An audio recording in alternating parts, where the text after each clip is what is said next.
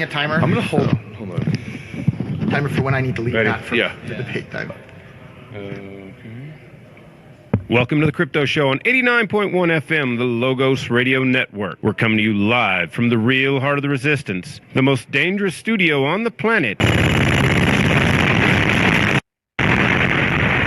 At Defense Distributed, home of the Ghost Gunner and the Crypto D&D Studio, where we're printing and milling out freedom, undermining the banks and the man, but having some fun while we do it.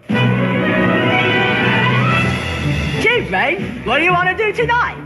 The same thing we do every night, Pinky. Try to take over the world. The Pinky and the Brain, yes, Pinky and the Brain. One is a genius, the other's insane. They're laboratory mice, their genes have been sliced. They're Pinky and the Brain. Rodent Orson Welles with macrocephaly. But it worked, and that was the brain. And his sidekick Pinky. Welcome to the Crypto Show, guys. It is Monday, the 27th of February, 2017. We are coming to you from Anarchapulco in the heart of southern Mexico, in Acapulco, Mexico, for the third annual Anarchapulco conference. We are joined by some illustrious guests, and actually our biggest audience ever, and our biggest audience, whether live or over the airwaves. So there must be like 5 people out there. So pretty huge. We're very excited by this. But we're going to have a sort of separate but follow-up discussion about the future of Bitcoin, and specifically with respect to the block size issue that's been going on for quite some time, and the two opposing, if you will, sides, Segregated Witness and Bitcoin Unlimited. And for this debate, we have, of course, Roger Ver. On our champion, Roger. Woo-hoo! Oh, wait. I can't do that. It's going to make me sound biased. I'm going to woot for you, too, though. We also have John Dilley. Woo-hoo! Thank you. Representing Segregated Witness. And sitting in, kind of watching, is Trace Mayer. And, of course, another illustrious Bitcoiner, early adopter and investor and proselytizer, like Roger Ver, for Bitcoin. And, in fact, Trace Mayer is responsible for the questions. He's the matchmaker today. And he's the matchmaker. Cupid. Oh, Cupid, draw back your bow. Thank you, Trace, for that. And some really good, hard-hitting questions. Now, these are questions he wrote down, so if I don't quite get them right, of course, people are going to step in and correct me, whether that's Trace or these two guys. So I guess let's get right to it. Let's see. Now, I guess I'll address this to you to start off with, Roger. The idea of economic consensus, I think, as opposed to, let's say, mining consensus or technical consensus within the community. How do those relate to each other? How do those complement or compete with each other? Am I asking this question correctly? Yeah, I mean, like Roger was talking about the economic code, like what is Bitcoin? So maybe you can address that. There you go. So, Bitcoin's been around for about 8 years now. I've been involved for a little over 6 of those years. And the reason I was attracted to Bitcoin was because of the underlying economic code of Bitcoin. And that was irreversible, instant, peer-to-peer payments worldwide at very, very low cost. And that the ability of Bitcoin to do that today is being undermined. Bitcoin transactions cost more money than ever before to do. The transaction times are longer than ever before. It takes sometimes hours or even days, or sometimes not at all, for transactions to be confirmed in blocks. They're easier to be double spent than ever before. This is undermining the economic code of Bitcoin that made Bitcoin the success that it is today. And a group of people that are involved in Bitcoin think that it's just fine that Bitcoin fees are higher than ever before. They think it's just fine that Bitcoin confirmation times are longer than ever before. They think it's just fine that it's easy to double spend Bitcoin transactions. And this is a giant, giant, giant problem for the underlying economic code of Bitcoin that led Bitcoin to go from being basically nobody using it to now millions of people around the world. And if that underlying economic code of Bitcoin is changed, that's every bit as dangerous to the future of Bitcoin as changing the software code of Bitcoin. If you break the software code of Bitcoin, Bitcoin is broken. If you change the economic code of Bitcoin, Bitcoin will be broken and people will start to use something else. And as the earliest investor in the entire world in the Bitcoin ecosystem, and as a large holder of Bitcoins, and as the CEO of Bitcoin.com, I am terrified about the economic code of Bitcoin being changed. Okay, excellent. Well, I certainly don't doubt that there are many people who are complacent with what's going on, as you say, but surely there are people on the segregated witness side or just in general who aren't happy with where we're at either. So I don't know, John, how would you respond to what he just said? I mean, first I'm going to speak to the fact that there's a bit of a mischaracterization of Bitcoin in the way Roger thinks about it. You cannot have an instant transaction in Bitcoin. Fundamentally, in order for a transaction to have settled or confirmed, requires work.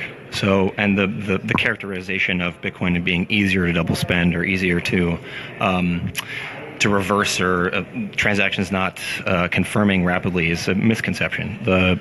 You cannot assume that a transaction that is zero confirmation or waiting in the mempool is necessarily going to be confirmed ever. It is a viable opportunity. Like, miners could choose to make empty blocks for the rest of all time, and that is a valid use of mining power. Now, obviously, they're not economically incentivized to do that. However, the characterization that a Bitcoin transaction that is just in the mempool is confirmed or a valid Bitcoin transaction is not true. It is not valid until it is confirmed. So I would speak to that first. Second off, I would speak to the fact that can I address that point, or how do we want to go for the? I mean, that's fine. You can address that. Yeah. Okay. Yeah. Maybe we'll do our best to each stick to one specific topic at a time. That might be a good idea, so it doesn't get muddled. So address that, and he'll have his second point. Go ahead, so Roger. What Johnny said there, louder. And just because I'm talking louder doesn't mean that my argument is more correct. I'm picking you up from that mic. That's why. Yeah. Okay.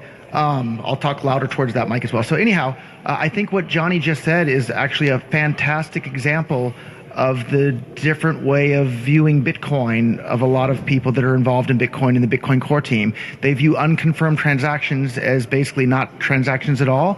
And it's not either they're confirmed or they're not, they're safe or they're not.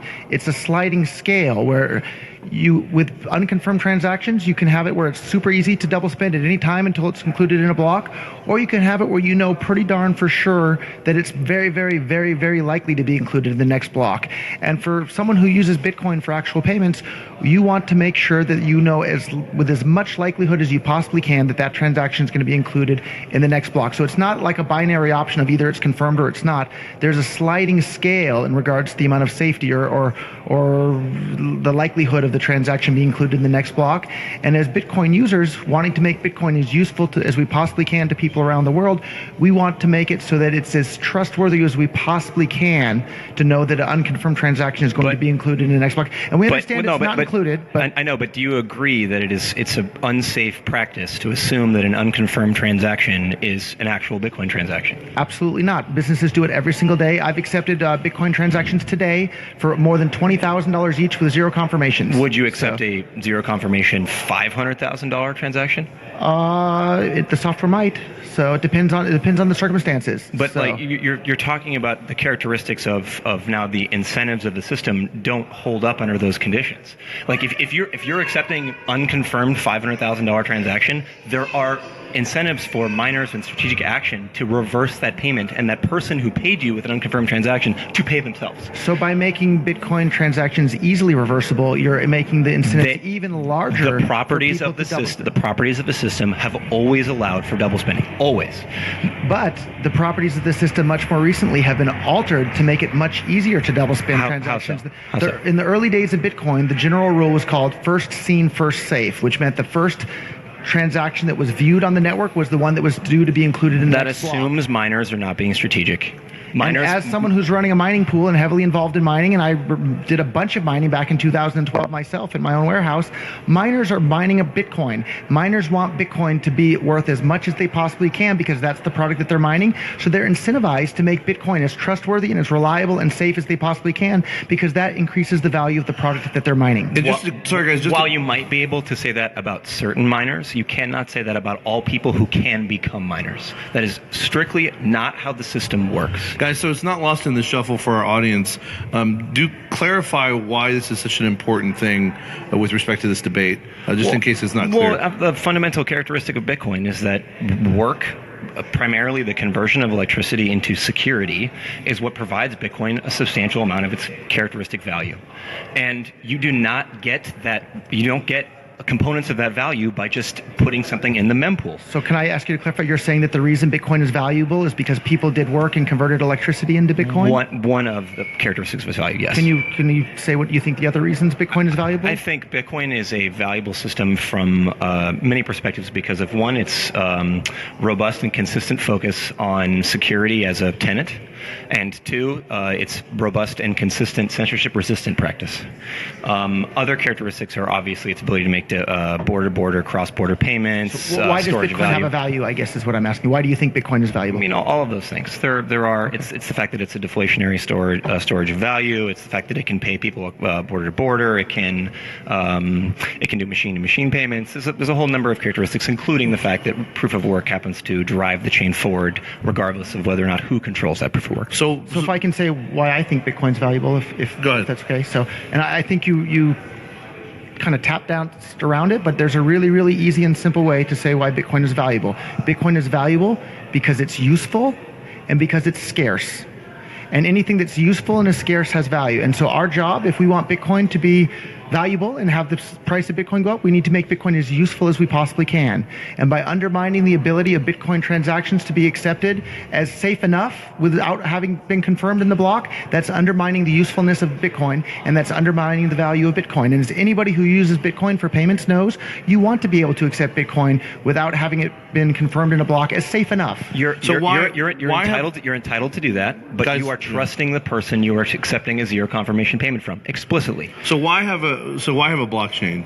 Why? Do you want to elaborate on that question? Yeah, I mean, if we're dealing with zero confirmation transactions and asserting that it's safe to receive them, like, why have a blockchain at all, Roger?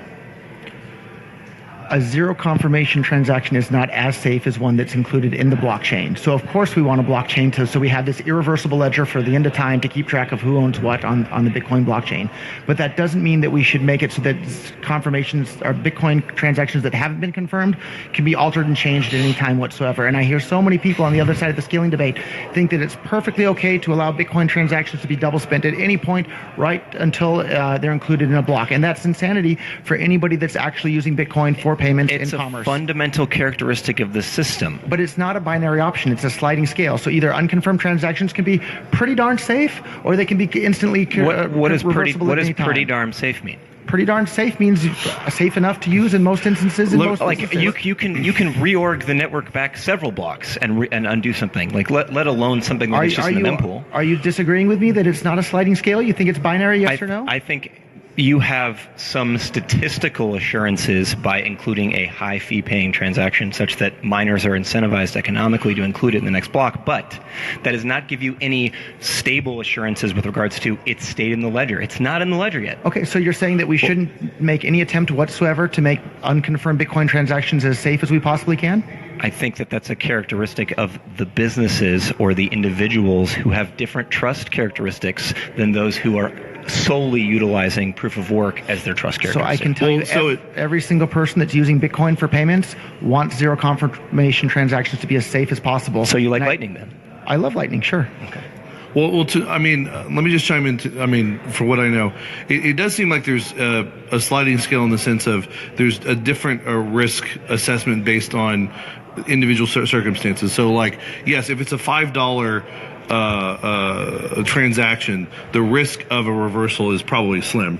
A $500,000 transaction is, as even John stated, there's some risk of it because there's a huge incentive behind it. I mean, so do we know statistics behind any actual reversals or double spends? Someone would know better than me, but reorganizations are a fundamental property of a proof of work blockchain because miners are not well aligned necessarily in their incentives. Some miners may be willing to selfishly mine, other miners may be willing to selectively exclude blocks of a different miner. As a result, the state or the assurance you have about the characterization of your payment requires that you have an amount of depth behind the work of the system.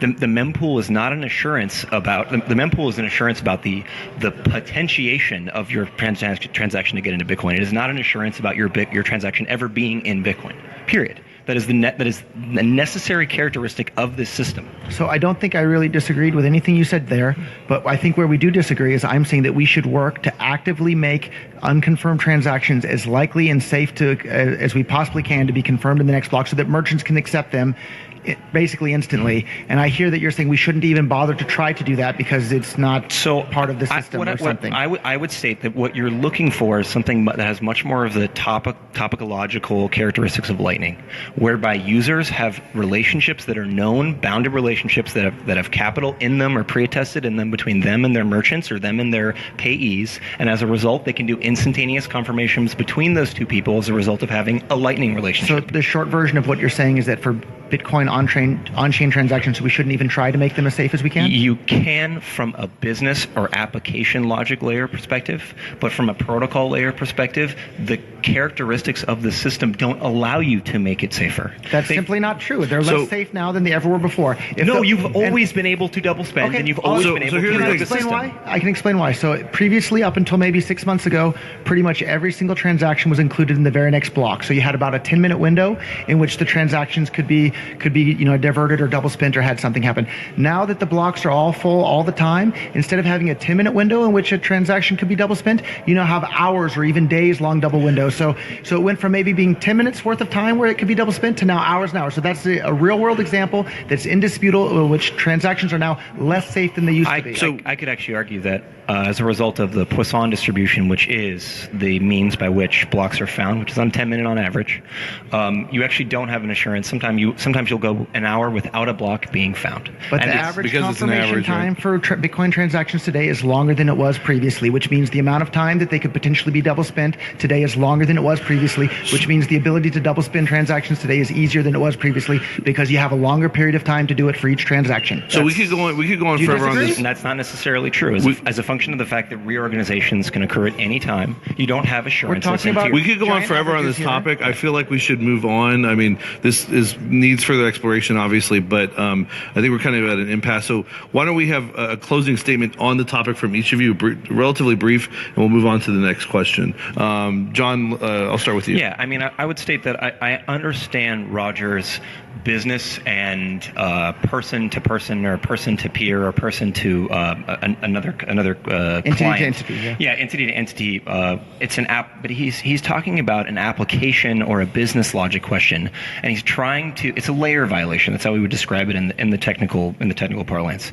He's talking about applying characteristics that need to be done on a business to business or a person to on a person to their client relationship, where he wants a level of trust between those two parties about the confirmation of a coin that he cannot get as a result of the characteristics of the system, unless you happen to have something like a payment channel relationship with that party already. So it sounds like the exact use case you want for your transactions or for people that are utilizing Bitcoin could easily come from something like the Lightning Network. And that's actually great. I actually think that we actually have I think we agree on most of that. Yeah, that's We're both exciting. looking forward to that. Yeah, I think the fact that the Lightning Network addresses those concerns completely is something that is very powerful. I think that's very powerful. Okay, any additional words from you? Absolutely. So, I'd like to point out, as a user of Bitcoin for 6 years, objectively speaking, Bitcoin, the network itself, is much, much, much more dangerous to use and much less reliable than it was before.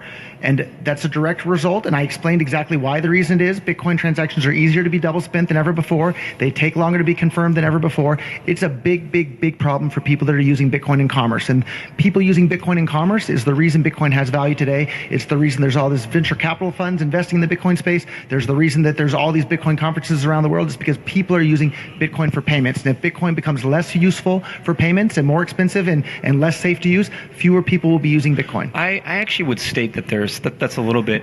That conversation requires a little bit more nuance. Okay. The velocity of money is not necessarily the only characteristic that drives value of money.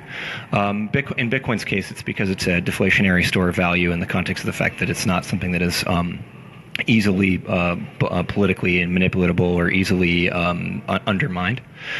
So I think that there is, to a point, a relationship between the velocity of the money, as you state, the commerce that's underlying it, and Bitcoin's price and Bitcoin's value. But ultimately, I would state that a larger component of it is the fact that as a storage of value, it is unlike any other asset that's ever existed. All right. Well, interesting stuff. Let's move on. If I can make one final tiny really short quick, rebuttal there. Roger. So the reason Bitcoin has value is because of the people who save it, not because of the people who spend it. And the reason people save it is because they think they'll be able to spend it in the future. But it's the savers of Bitcoin that give it value, not the spenders of Bitcoin. All right. Well, let's move on. So segregated witness is a soft fork change to the network, whereas Bitcoin Unlimited would be a hard fork. You'd have a split in Bitcoin. I guess the question is, what is the kind of moral hazard to be had with a hard fork? I actually think we should talk about let's talk about the characteristics of the two proposed changes or upgrades or as a background. That's a good idea. And then I think Trace is more the moral hazard mark on that paper more has to do with the moral hazard behind forking itself, not necessarily the specific fork. Yeah. Okay. Gotcha. And I can talk to both systems. I know both upgrades, but Go if for you it. so segregated witness is Although if I can have 2 seconds, that's fine. I'd like to point out that a hard fork is just a euphemism for a protocol upgrade. So every time you hear someone saying hard fork, just think of it as being a protocol upgrade, and then it doesn't sound nearly as scary. It's a backwards incompatible protocol upgrade. That is a important distinction, whereas a soft fork is backwards compatible. Very true. So that we can get to that in a second. I'll talk about the two upgrades first. So the segregated witness is an amazing innovation by a number of core developers, which basically moves I'll talk first. A Bitcoin transaction or a Bitcoin block includes transactions themselves, which is TXIDs, the UTXO, and the scripts and signatures associated with those components. Segregated witness is the idea that we can move the signature information to what's the specific is the Merkle root of the Coinbase, but we can move it into a separate kind of caboose for a normal block, and as a result, we can get a substantial amount of more space in the transaction for more transactions. I think right now, if segregated witness shipped, it would be 130% on average capacity increase to Bitcoin, assuming the wallets adopted it. In the format of their transactions. Yes, and we have not almost universal, but close. We have a large majority of wallets at this point have adopted it. Blockchain.info has signaled that they're ready. It's every wallet's job to be ready for wherever the network heads. Yes, so exactly. They'll be ready for that, and they would be ready for Bitcoin Unlimited too. We can get to that in a second. So segregated witness enables a number of other interesting bug fixes for Bitcoin as well as a result of changing some components for segregated witness transactions. It solves something called transaction malleability or external transaction malleability, which is basically that a miner or an external party can malleate that TXID for a transaction. And as a result, it makes applications or business logic that attempt to reference a transaction much more. The infrastructure required is much higher. It's a higher order, so it's much more complicated. It also allows something that's very powerful for hardware wallets called signature covers value. And signature cover value basically means that when a wallet signs for a transaction, it also includes information about the amount it's signing for. So it simplifies, for example, the hardware process. So it makes like both Trezor, Ledger, KeepKey, and a number of the other hardware wallet companies are all very excited about segregated witness because it enables them to do much more powerful things with their hardware wallets, like notarization and things like that, without a lot of infrastructure required in the hardware wallet itself. It changes a characteristic of classic Bitcoin transactions, which is that they have quadratic scaling of signature hash operations, and it changes that into a linear scaling of signature hash operations. And this is part of the reason why when Gavin originally proposed an 8 megabyte block or even a 2 megabyte block with classic Bitcoin transactions, there were concerns about the characteristics of those blocks. And sorry, is this linear scaling easier on the network? Yes. So there's something called an attack block. And an attack block is essentially you can compose a block with certain kinds of transactions, scripts, and signature sets such that it takes a substantial amount of time to validate. So I think with a 1 megabyte Bitcoin block, you can make it an attack block that takes like 39 seconds to validate. Just a long time from a miner's perspective.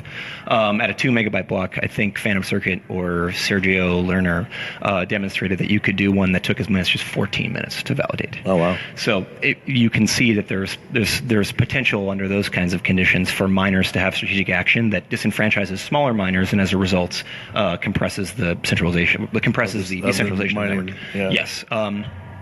There's a number of other nice componentries to segregated witness as well.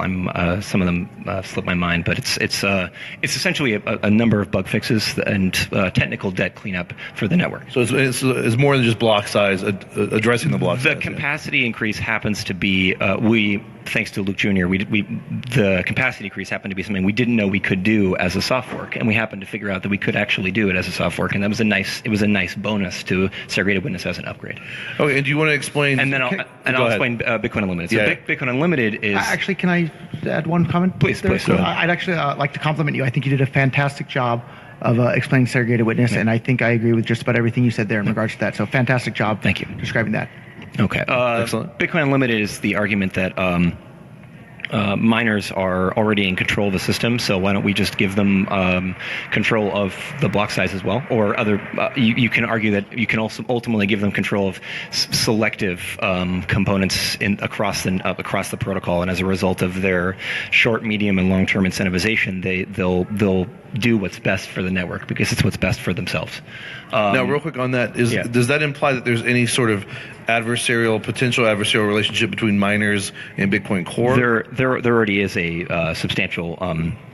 So there's a substantial problem with this argument, but let me explain. Let me explain how it works first. Is essentially they change the fixed construct in Bitcoin Core or the other Bcoin and Bitcoin D and all these LibBitcoin and all the other compatible protocols. They change a fixed constant into a two-part constant, which is a excessive block size and an acceptance depth. The idea being that you see a block that is, let's say you're comfortable accepting 2 megabyte blocks, and anything above 2 megabytes, your node's just going to kill itself. It just can't handle the validation or whatever the chain tip is. It just won't be able to handle it. So you put I'm going to accept blocks up to 2 megabyte in size, and your node will basically attempt to relay and will accept as valid blocks that include up to that 2 megabyte in size. And then you have something called acceptance depth, which is that in the event that you see a block larger than that size for a period of time, you will revert that's larger than the 2 megabytes in this case, you will revert your excessive block size to whatever the size of that block was that you saw. So a really easy example, you've set it to 2 megabytes, you see a bunch of 2 megabyte blocks for a while, then you see a 2.1 megabyte block, you mark it as invalid, but that chain ends up continuing for a period of time. If that period of time it continues for is longer than your quote-unquote acceptance depth, you will revert your excessive block size to the maximum size of that new chain. So it's a radical change to the way in which consensus works, because consensus now becomes, Peter Arcar's emergent consensus, but essentially you have to have this bounded statistical problem where everyone's trying to figure out what everyone's relative excessive block size to acceptance depth functions are and try to drive the chain forward with this kind of influx, kind of almost quantum position. And as a result, it makes it a lot more difficult for us to come to consensus about the characteristics of the system. B, it encourages certain types and kinds of selfish mining. And C, it ultimately will tend towards a further centralization of the network because it empowers large miners at the expense of smaller miners. Could it increase the likelihood for double spending or any other kind of? I would state that any characteristic change to Bitcoin that empowers large miners at the cost of small miners, or empowers certain nodes at the cost of other nodes, implicitly hurts the decentralization of Bitcoin. So at some point, I'd like the chance to. Sorry, I was just No problem. I was just trying to just wanted to make sure I did get a chance. No, go ahead, please. And thank you for the excellent description of segregated witness, and thank you for a pretty good description of Bitcoin Unlimited. Although I could tell we have a little bit different opinions on there, but what I'd like to point out, like all the things that you talked about, segregated witness solving and the improvements that it makes, those are all good things to have done, and none of them are urgent. that what's really urgent for Bitcoin right now today is to get the transaction can cost more than $10 each sometimes. $10, $20, $30, $50 each for a single Bitcoin transaction is not uncommon today.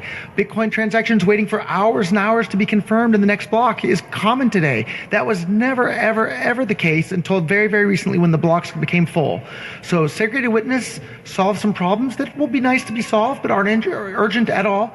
Bitcoin Unlimited solves the nightmare of a user experience that people that are having Bitcoin, using Bitcoin for commerce today are having. It makes it so your Bitcoin transactions are going to be confirmed in a timely manner and for a reasonable price, and the risk of double spending is going to go down. So Bitcoin Unlimited solves the problems that the Bitcoin network is experiencing today. Segregated witness solves some problems, yeah, but those problems aren't urgent. The problems that we're having today are with Bitcoin transactions taking forever to get confirmed and costing a fortune. If it solves them at the cost of decentralization and censorship resistance, it is not a cost the system should be willing to bear. And I completely disagree that it would cost them at those costs and or solve them at those costs. And it's worth pointing out, like lots and lots of people seem to be afraid that, if it takes, if blocks are bigger, it's going to take a more expensive computer to run a full node. That's true. But today, maybe we have, 10, 20, maybe even 30 million people around the world interested in using Bitcoin. If we allow Bitcoin to be used by billions of people around the world, we're going to have a lot more people using Bitcoin, which means there's a much bigger base of people to run full nodes from, and there's a whole lot more social resistance against governments trying to ban Bitcoin or enforce AML or KYC policies upon Bitcoin. If 1 billion plus people are using Bitcoin around the world and government says, we want you to register every transaction with us, and people know how easy it is to do a Bitcoin transaction without their government's permission, people are going to do it anyhow. Or if government tries to demonize Bitcoin by saying it's only used for drug dealers and child pornographers, but people are using Bitcoin to buy their Starbucks coffee, people are going to laugh at the government when they say that. Whereas if Bitcoin's limited to a small number of people, when government tries to demonize Bitcoin in that way, people might believe it. And that's a really, really big fear for Bitcoin. And if I can add a little bit more there, I've been involved for 6 years with Bitcoin. My initial strategy when I got involved was I knew governments weren't going to like Bitcoin. And we're here at Anarchapulco, right? A big room full of people that probably don't like governments too much. My strategy to protect Bitcoin from governments was to grow it as fast as we possibly can, as quickly as we can, because in addition to having protection from government by having this distributed architecture, you also can have protection from government by having mass adoption. The more people that use Bitcoin, the safer it is from government intervention. All right, John, respond, and then I want to transition to the second part of what this topic was, which was the moral hazard inherent in fork. Okay, so there's a couple of points here, and I think Roger articulates the concerns he has about the need for more users as a result of it becoming inherently, as a result of more users, more censorship resistant. I'm going to speak to two of those points first. So the first one is that there's an inherent problem in the argument that more people means more nodes. Primarily, we can see this as objectively false. Over the last 8 years of Bitcoin, we went from 60,000 nodes to I think 5,800 today. So we've actually had a dramatic decline in the number of nodes because the actual cost to run a node is increasing. There are bandwidth and throughput constraints a lot of places of the world. It takes, in some cases, 400, 500, 1,000 gigabytes a month to run an actual node. Just a throughput turnover as a result of you seeding blocks, as a result of you seeding the mempool. And those costs are not going to go down. If Bitcoin has demand, which it does, and that's a great thing, it's fantastic. The demand for Bitcoin will continue to go up. There's another component to this, to Roger's argument that has a bit of a misconception as well. There's unbounded demand for free storage, unbounded demand for free transactions. In a system that has the characteristics of Bitcoin Unlimited, the incentives are increasingly for large miners to attempt to push that block size as high as it can go as a result of trying to meet that unbounded demand. And now you as Joe user, or you as Joe business, who's maybe marginally profitable, are going to be facing an increasingly higher cost to run a full node. And the only assurances you have in Bitcoin that you are actually utilizing Bitcoin is if you are validating your transactions in real time. Otherwise, you are trusting someone else, and if you're trusting someone else, you're not getting, or you may be getting some of the characteristics of Bitcoin as the asset class, but you're not getting Bitcoin, the characteristics of Bitcoin as the cryptographically verifying signature system. So the properties. Are you arguing that people that use a lightweight client on their phone aren't using Bitcoin? Light clients are explicitly trusting application layer and business logic layers to utilize to be on their behalf. So are you saying that that's not using Bitcoin? Or? You are utilizing Bitcoin, the asset, and you may be utilizing some aspects of it, but you're explicitly trusting a company to A, not double spend you, or B, not Sybil attack you off the network, and C, you're explicitly trusting them to not be spying on your transactions, to be validating it on the one true chain. There's a whole bunch of characteristics that by using a light client you're not gaining. Do you use a light client on your own phone? I have a Trezor and a core node. That's pretty so much you don't have a Bitcoin wallet on your phone? I think I have one for the first time recently. I'm more of a holder than I am a spender of Bitcoin. Can I ask how often do you actually spend or use Bitcoin? I used it in a poker game recently, I think. So I mean, I'm probably a 10 time a year or maybe a 20 time a year, but once a month ballpark. I mean, personally, but from my perspective, Bitcoin is the most sound money in the entire world. Why would you ever spend it? You should be holding as much Bitcoin as possible, and it's by definition the perfect deflationary asset. It has a fixed supply and a permanent increasing demand and a decrease in its inflation characteristics. I think you're wrong when you think it has a permanent increasing demand. If something else comes along that's more useful than Bitcoin, people are going to use that. Can you give me an example of what you mean by something else that comes along that's more useful? Sure. There's 1,001 other competing cryptocurrencies. How many of them have really good developers? I'm sure lots of them have good developers. And here's the thing. Can you name one? Sure. I think Monero has an interesting development team. Fluffy Pony's a pretty good guy. And I think they might have 6 or 7 developers. Okay. How many does Bitcoin Core have? You can tell me, you're part of it. I think it's about 115 or 120 contributors. Okay. And the reason why is because Bitcoin has the biggest network effect. But I hear lots and lots of things coming from developers like yourself who admittedly use Bitcoin about once a month. I use Bitcoin more times than I can count every single day. I've already sent more than $100,000 in Bitcoin transactions today. I know. As part of my business, Bitcoin is becoming less and less useful every single day because of the network congestion. And if people like me, they're using Bitcoin for commerce and saving Bitcoins, I'm a saver too. I have a large pile of Bitcoins. If I get fed up with the high fees and easiness of double spending on Bitcoin network and start using something else, a bunch of other merchants are, Bitcoin will lose its network effect. People are going to use something else, and these 150 Bitcoin Core developers are going to start working on something else because it's no fun to work on something that nobody's using. That's a real possibility with Bitcoin. That's how serious the problem is with Bitcoin. I know, and I would state, and I think that this addresses your concerns almost entirely, is that what you're asking for as someone who has a lot of high throughput, small value transactions for your large. And I do some big ones too. For your large value transactions, you may be interested in the trust topology of a multi-confirmation Bitcoin transaction. That's a legitimate, valid use case of the Bitcoin network. But for your small value transactions, like we just bought a sandwich at a vegan shop. That's exactly what the Lightning Network is for. Looking forward to it. I think we're both looking forward to it. I know, but the point being is that if segregated witness gets over the bar and it gets activated, you address the throughput constraints problems that you're talking about. Lightning Network is so let's have some final thoughts on this topic, and then we'll move on to the next one. And I have about 10 minutes left before I have to run. Oh, okay. I have a card. All the more reason for us to do that. Well, actually, let's just go on to the next one then, since that was a pretty long discussion. So the Bitcoin Core roadmap. Tell us about that, John. Roger, respond. Essentially, what comes after SegWit? Because it seems that it's only a temporary stopgap solution with respect to the block size, not with respect to other things. Well, it's a cleanup of a lot of technical debt in the way the system operates by enabling this new transaction type. But my memory came back to me. Another component of it is that it enables script extensions to be much easier in Bitcoin. So I hear Roger's concerns. I think fungibility in Bitcoin is increasingly a concern. Completely agreed. I think throughput is definitely something we need to be expanding upon, and I think that ultimately privacy is also something as well, but less so than I think components like reasonable smart contracting evolution and stuff like that. So part of the Bitcoin Core roadmap, after we have segregated witness, it enables things that are very powerful. Like, for example, the Schnorr signatures, masked, aggregated signatures, Mimblewimble, Tumblebit, and ultimately the Lightning Network. I think all of these things in combination, each of them individually give us things like further throughput, further capacity increase on chain, changes to the dynamics of, for example, coin joins or services that help you gain more privacy as a Bitcoin user, regardless of your use case of the Bitcoin network. These are all things that we have in mind as possible evolutions of the Bitcoin network. And in order to roll them out, require that we come together behind a specific solution, and we don't see things like this coming out from the Bitcoin Unlimited team. We do, because fundamentally, unless I'm mistaken, Bitcoin Unlimited doesn't support segregated witness right now. There's no consensus amongst your group of 4 or 6 developers that there needs to more be than that. I think the list is 8. I think 8. I think there's even more than that. But okay. Okay. Well.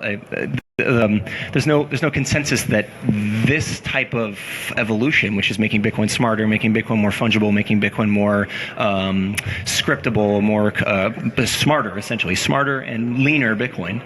It's not. We don't see that coming out of the hard fork at all costs now, because Bitcoin needs more throughput team. We need to. The characteristics that make Bitcoin valuable are that it retains its characteristics as a robust, secure at all costs, censorship-resistant machine. And hurting the decentralization of the network by further empowering miners, by handing consensus over to them, is not in the best interest of Bitcoiners. So I know part of what you're saying is that the block size is not everything, that there's other aspects of it that are going to make Bitcoin robust or not. But nonetheless, specifically, since that's kind of part of the debate, with the effective block size of segregated witness, something in 3 megabytes or something, from what I've heard, I could be wrong. Where do you go from there? Now, that's where the Lightning Network comes in, and explain that and how that's going to. I want to give Roger a chance to speak, but So Schnorr gives us another 20 to 30% capacity on top of it. Aggregated signatures incentivize behaviors like aggregated coin joins, which is a very, very powerful characteristic. I welcome everyone to have a conversation with their local core developer about what we can do with aggregated signatures. Mast enables a bunch of really cool things, like where you can have federations external to the Bitcoin network, have smart contracting rules on Bitcoin that instantiate automatic withdrawal from the federation in the event the federation stops advancing. There's a whole bunch of very interesting things that come from the kinds of upgrades that we're talking about along Core's pathway. Tumblebit, Mimblewimble, both amazing fungibility properties that come from those two systems. Mimblewimble, as described by Andrew Polster, is kind of a bit like Hawking's radiation. It's like we're a black hole, whatever. The only thing it emits is the energy of whatever it's destroyed or crushed, and that's essentially what happens in a Mimblewimble transaction. Then ultimately the Lightning Network addresses throughput concerns, because you can have an near infinite. The speed of light obviously mitigates some things, and obviously there's trust topologies in Lightning Network as well. But the Lightning Network enables, amongst your payment channel relationships, an infinite number of transactions up to the total amount of capital in the payment channels. And that is a very compelling scaling layering. You're talking about 1,000 to 10,000x on top of Bitcoin, not this kind of linear scale that you're going to get from a block size increase. Exponential kind of scale. It is a massive improvement, because it takes the transaction types that Roger is a valid Bitcoin user is entitled to want to make, and it moves the kind of trust required from those transactions from one that need to wait in a mempool and pay a high fee, or meet in the mempool and pay a fee to be included next, to one where he has a pre-attested amount of Bitcoin that he and that person agree have a different trust topology. And that is very compelling. My turn. Yes. Roger, go ahead. So I'd like to start out I'm excited about just about everything you just talked about, Johnny. Those are all great things that I'm looking forward to. Bitcoin Unlimited doesn't preclude any of those things. Right? The part that I'm concerned about is that right now, today, the Bitcoin network is less useful than ever before from the pure network protocol level, right? Transactions are more expensive, slower to confirm, easier to double spend. And I see you guys working on all sorts of things that are going to take years before they're ready, and you're not addressing the problems that the Bitcoin network is experiencing right now, today, whereas the Bitcoin Unlimited team is. The Bitcoin Unlimited team is working on addressing the problems that people that actually use Bitcoin for payments more than once a month are experiencing. They're having a nightmare. If you're running a business and using Bitcoin right now today, or if you have a payment processor or anything, you're being flooded with the support tickets from your customers saying, why didn't my transaction confirm? Why did this happen? What's wrong with this? It's a nightmare. We have to hire more people at Bitcoin.com to all these people that are new to Bitcoin and don't know much about it. They assume that Bitcoin.com is the official website, so they come to us and say, why didn't my transaction for, Bob's golddealer.com go through, and it's like, deal with him. So anyhow, this is a big problem, and the Bitcoin Unlimited team is trying to address the problems that Bitcoin is having today, whereas I see the core team not caring about the fundamental aspects that make Bitcoin useful today and wanting to build out all these Star Trek things that are going to be awesome. Like, I'm looking forward to these things. They're going to be here, but it's going to take years. Focus on the problems that Bitcoin has today, and once those are solved, then we can move to the next step. So I would state that segregated witness right now would enable, on average, 130% capacity increase. Which is not even nearly enough. I think Ben of BitGo actually came out today and said that in the event that it was turned on, they were utilizing something like 16% of all block space, and as a result, fees would go down by about 50% if we activated segregated witness today. I mean, you can talk to Davenport yourself. It's not, that's not. But I mean, and a lot of the characteristics for the transaction types you're talking about for users, a lot of that had to do with the fact that, I mean, at least for 6 months ago and more recently as well, wallets were not properly utilizing fee estimations. So, for example, people were getting transactions. What's an appropriate fee for a Bitcoin transaction? I think today I think it was 30 cents, 25 cents. What should it be is what I'm asking you. Ultimately, it has to do with the space that's available. Like I said. So how should the space that's available be set? I think it's the price per byte. I'm not at the specifics of it. Maybe you're not understanding my question. Now, how should the amount of space available for transactions to be put in be set? Basically, supply and demand. Yeah, it's supply and demand. People, if you're willing, so why is the supply being artificially limited? I don't think it is being artificially limited. It's hard capped at one megabyte, and we knew for years and years and years that the Bitcoin network is going to be congested, and the current Bitcoin core team actively blocked every attempt to solve that problem for years in advance. And now that it's become a real problem for real people that are using Bitcoin, you guys are saying, oh, we've now made this thing segregated witness, which was months and months late from when it was initially promised. And you say, well, why don't you use this this solution that we've created to solve the problem that we've created? That's nuts, Engineering's hard, and first off, it's not our problem. Satoshi set the 1 megabyte limit in, and thankfully, it actually happened to be a pretty good limit because we have 2 minutes left. So maybe some final closing statements. Or do we want to try to squeeze it an extra topic, or probably not? Nah, I don't know what time. Maybe closing statement for myself and Johnny. Part of the problem with the fact that there's unbounded demand for free transactions and the fact that also scripts and signatures take computational work to verify is ultimately there's a topology to the network that we choose to, or not we choose, that the characteristics that the system happens to have are those that are robust, secure, and focus on censorship resistance. Okay, and there's obviously the moral hazard that comes from attempting a non-backwards compatible fork, because people who came before you and people who came after you and people who are joining Bitcoin today are opting into a system that has certain rule set. Attempting to change that rule set in a non-backwards compatible way forces those who came before you and those who are here now to opt into that rule set. And there's a lot of moral hazard in that kind of equation, which is why we choose to, why Bitcoin Core as a loosely affiliated group of individuals usually agree that soft forks are a methodology that are much more in the best interest of the Bitcoin network, because it doesn't force people to use the new rule set. Now, so I have about a minute before I have to run. All right, so go ahead, Roger, and I'll let him respond. I thought that was his closing statement. Okay, there you go. So I guess I'd like to point out, so we just heard from Johnny, who's someone who uses Bitcoin about once a month by his own estimation there for a poker game here or there, works for a company that holds most of their assets in dollars, not in Bitcoin, who raised $75 million from traditional banks. That's my timer telling me I have to go. And whereas there's myself and the on-chain scaling people, we use Bitcoin every single day for commerce. We have over 30 employees at Bitcoin.com now, I think. Every single one of them is paid entirely in Bitcoin. We don't even have a bank account. We do more transactions than I can count every day. Myself personally does more transactions than I can count every day. And we heard from Johnny, he doesn't care how high the Bitcoin transaction fees get. It's just fine with him. I'm sorry if I'm putting words in your mouth. You're mischaracterizing. So but we did hear from him very clearly that he doesn't seem to care how easy it is to double spin Bitcoin transactions before they've been included in a block. For anybody that's using Bitcoin as a payment network and as a payment system, Bitcoin's in big trouble. I would state that the use case you're describing for Bitcoin is one that is perfectly met by the Lightning Network.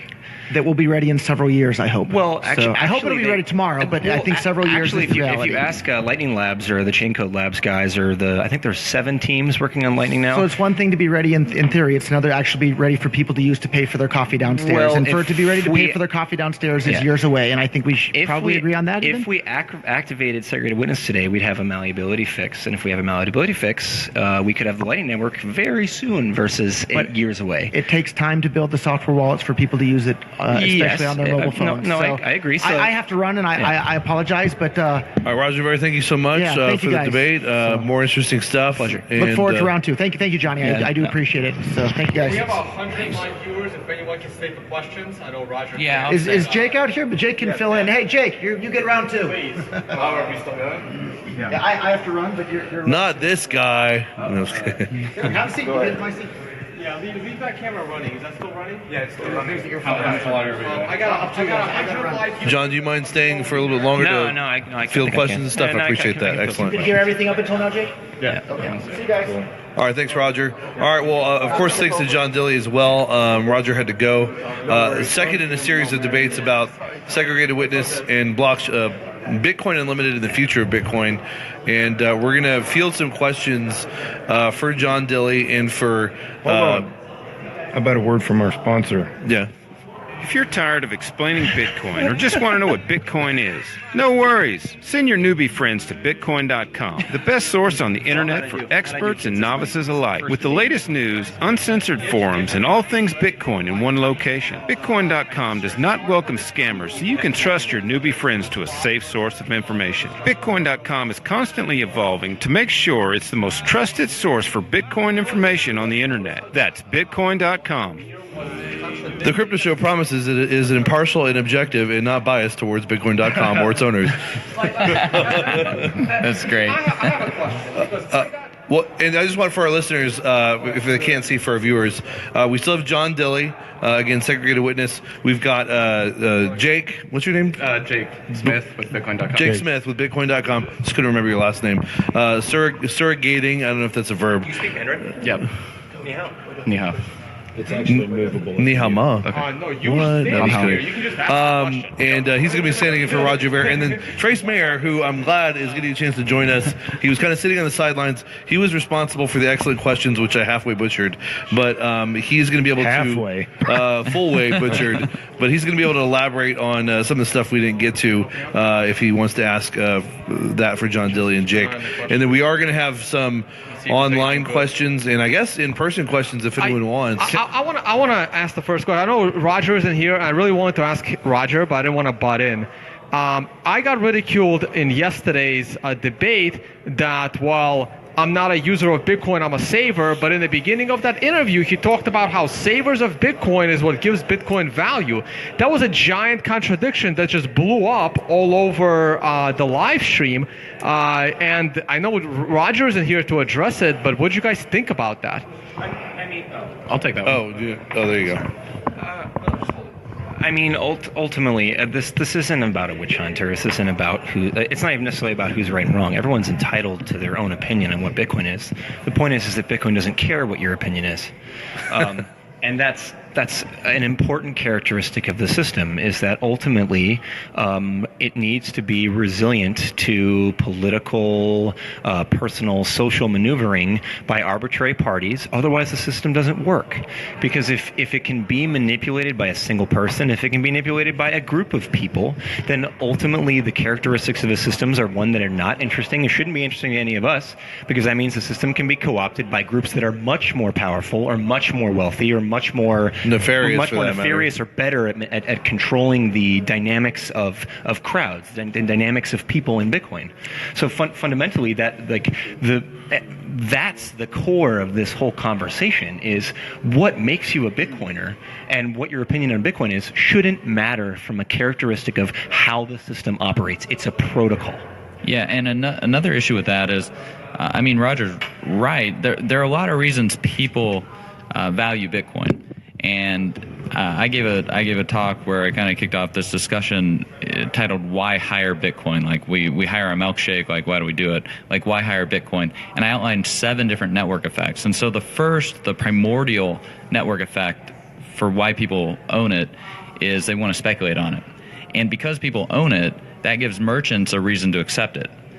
So the merchant acceptance is a second network effect. And then because merchants accept it, consumers will use it. So that's the third network effect, and that's Purse.io. And so then this is sort of the order of network effects. Yeah, these are the order. How it gets adopted. Okay. Yeah, the order That of makes sense. network effects. And so your more primordial network effects are more important. So, with store of value, then we have exchanges and wallets. With merchants, we have, Silk Road or Overstock or whatever. Then we have consumers using it because merchants accept it, so that's Purse.io. Then we have miners who secure it because it's got value from all of this stuff. By the way, this is a really important insight because I think a lot of fallacies arise from people getting those things out of order. So I just wanted to add that. Yeah, so. I mean, and this is also informs my investment thesis. It's why I invested in Armory first, is because you got to be able to secure your Bitcoins in order to speculate on your Bitcoins. It's not what good is having a bunch of Bitcoins if they get compromised and stolen, right? And so then you have a fifth network effect of developers. The best developers are going to want to work on the most secure, most valuable blockchain. If you're a legendary mountain climber, you don't go play around on the kindergarten playground. You go climb freaking Mount Everest. And that's why Bitcoin for developers is getting more and more competitive. We have people like Dr. Adam Back, who's cited in the Bitcoin white paper, the Tor white paper. We have Bram Cohen, who invented BitTorrent. That's why they're working on Bitcoin, because it's freaking Mount Everest of all computer science projects right now. And you could say that's why Bitcoin Core is so big as far as this development team. Yeah, I mean, that's why, and then everybody, at least the intellectual combustion, it gravitates to Bitcoin Core because that's where all the legendary developers are at. So, I mean, and you have to have people reviewing your code and testing your code, and what you want is other legends reviewing and testing your code. And so then you have developers, then you have the sixth network effect of financialization, so things like the ETF or Paul Chow's Bitcoin swaps and other derivatives. And then you have world settlement currency, which Johnny actually came up with Liquid and at Blockstream, and Liquid is where exchanges are able to use Bitcoin as the settlement currency, and that's just the first initial uses of that particular network effect. But those are the 7 network effects that I've identified in their order that give people a reason to own or hold Bitcoin for different reasons. But the most important being that speculative or that store of value use case. Yeah. Can I take a stab at Tone's question? Yeah, go ahead. So, Tone, I don't think anyone is trying to say that savings are not important, but if a saver does not have an easy way to move their money back out into something else to spend it, what value are you really storing? Or just grab. I mean, can we talk about the fact that Lightning addresses that? How so? Because you can have different accounts, like the difference between a savings and a checking account. So you just mentioned Bitcoin.com paying all of its 30 employees' salaries in Bitcoin is an ideal use case for Lightning. I don't really think that a company locking up that much money in salaries is actually that compelling a use case. I mean, I wouldn't be surprised if an amount of those savings comes from the blocks that you're creating, and I'm reasonably certain, I would want someone a little more technical than me to confirm, but I'm reasonably certain you could pay the output of a Coinbase to a Lightning address, and as a result pay to those respective parties who are connected via payment channel. Are you talking about our mining pool? Yes. We pay out the blocks to our miners. Ah, okay. So explicitly the amounts come from a different address than those from the Coinbase to the employees. That is. Or for example, so I just bought a smoothie downstairs with Bitcoin. Yes. I'm here for a few days. Why am I going to open a Lightning channel with them? I'm going to make 2 or 3 transactions with them tops. It's ultimately the Lightning channel topology could be that anyone they know who happens to have opened a channel with them and you happen to be connected to that person can pay through you or pay through them. So I think you're being a little disingenuous in that you think that Lightning can't address those concerns. They can under conditions where people actually end up using it. I think Lightning does have some compelling use cases. I just don't think it's a panacea that will solve everything. We have more questions, guys. Unless there's Okay, Tone. Shoot them at us. Okay, I want to do a question or two, and I want Trace to speak up too on anything. Okay. Hand off the questions to Chris. Or, of course, Trace can also address some of the questions. But, Because of chicken scratch. if I knew, I would have made them better. So several people have been asking, I don't know what this means, USFA. Or am I getting the acronym right? Or we'll get there. You know what that means, Johnny? It's Right, you anyway, stupid effing asshole. United States Air Okay, Force. so here's a USAF. question. So, Jake, Watch out for those mining facilities. Jake, this would be for you. I don't know if you know. How come Bitcoin Unlimited hasn't adopted Core Clients 13 through 14, which is about to come out, along with the hard fork of their code? Why haven't they taken those updates? Unless are there any problems in those updates that are people using now that you know of? That would probably be a better question for the Bitcoin Unlimited developers, but Core puts out releases quite frequently, more frequently than Bitcoin Unlimited does, and BU does have a smaller number of developers. It requires time to refactor that code. Also, the nature of BU as a member-driven organization, code changes are voted on by the users. Can you speak to the invalid block that they produced most recently? Yeah, it was a bug. They resolved it. Was that so that it was production code by that group? Yes. Okay. That resulted in the hard fork that cost the miners $13,000. How would that have affected like SPV users? I don't think it would have. Bitcoin Unlimited, Bitcoin.com, our pool, mined an invalid block, and it was immediately discarded by the rest of the network. I actually believe Antpool and F2Pool were both headfirst mining on top of that block. I believe. And how long did it take them to switch to the point being is there was a percentage-based chance that chain was actually extended and would have costed more people money because of the bug by that software. There was a core hard fork in production code too. What was that, Clark? He said there was a hard fork back in the day too. Yeah, I mean there was a core hard fork. Hard fork. Yeah, I mean that was I think Mike Hearn's first commit, right? Like with the level DB or something. Yeah, like somehow made it past the goalies. And there's also an argument that that's not actually a hard fork. I prefer we stay current on issues, but that's I think it's pretty silly to be pointing fingers saying he hard forked, no he hard forked. The truth is Bitcoin.com's orphan block didn't really cost anyone except Bitcoin.com not orphan, any money. Invalid. There's a difference. Our block maybe was you can orphaned. describe like what's the difference between an invalid and an orphan block? I mean, just for my own. Maybe help. Johnny can take that one. An invalid block is one that is rejected comprehensively by the network because in this case it banned all BU peers that forwarded it because it's fundamentally not in consensus. An orphaned block is miners competing and maybe one extending a chain that both chains being valid, but one extended a chain that was not. Basically, one chain withered away and died versus the other one being extended. So how could people have lost money with this? Like, let's say that you use a wallet that's on Bitcoin.com that's an SPV wallet, and then that SPV wallet was connecting to a Bitcoin Unlimited node. Like, how would a user have been affected with this? I think let's assume that like Antpool or FTPool did add like another 2 or 3 blocks on there, and next thing you know, you got like a chain running down. Like, I mean, how does that play out in terms of people actually losing money? Like, you could have had someone who was utilizing Bitcoin Unlimited peer as their trusted source of the network, and then in the event that it was extended further, you could have had conditions where a user accepted a payment as valid, seen confirmations from an invalid block. And then, for example, there were no confirmations on that block, and there would have been about a 30-second window in which a zero confirmation would have been invalid. Oh, I understand that, but in the event that it was extended, well, I mean, I'm just in the event that it was extended, it wouldn't be invalid. How much of that was luck though versus? Well, I mean, I'm looking at this as a hypothetical. Like, let's say I'm using Bread Wallet, but my Bread Wallet connects to a Bitcoin Unlimited node for its like actual validation, right? Because it's like SPV. I actually want to speak to that. No, if you're headfirst mining and you extend an invalid block because it's through SPV, you're basically headfirst mining. You can extend an invalid block if you're just mining on a header. I would also like to point out, I believe the block was 1,016 bytes. In a Bitcoin Unlimited world, that wouldn't really be a bug. That would be perfectly acceptable to have a block larger than 1 megabyte.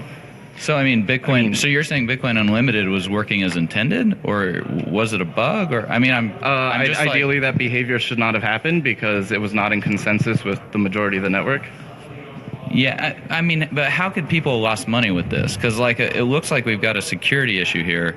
If you've got your SPV wallet that's connecting to like a Bitcoin Unlimited no users lost money. Our mining pool thought that we had found a block. Like, and and that's nice because it was only 1 block. But let's say that like Antpool or F2Pool actually had gotten like 2 or 3 blocks ahead. Next thing you know, you got like these divergent chains.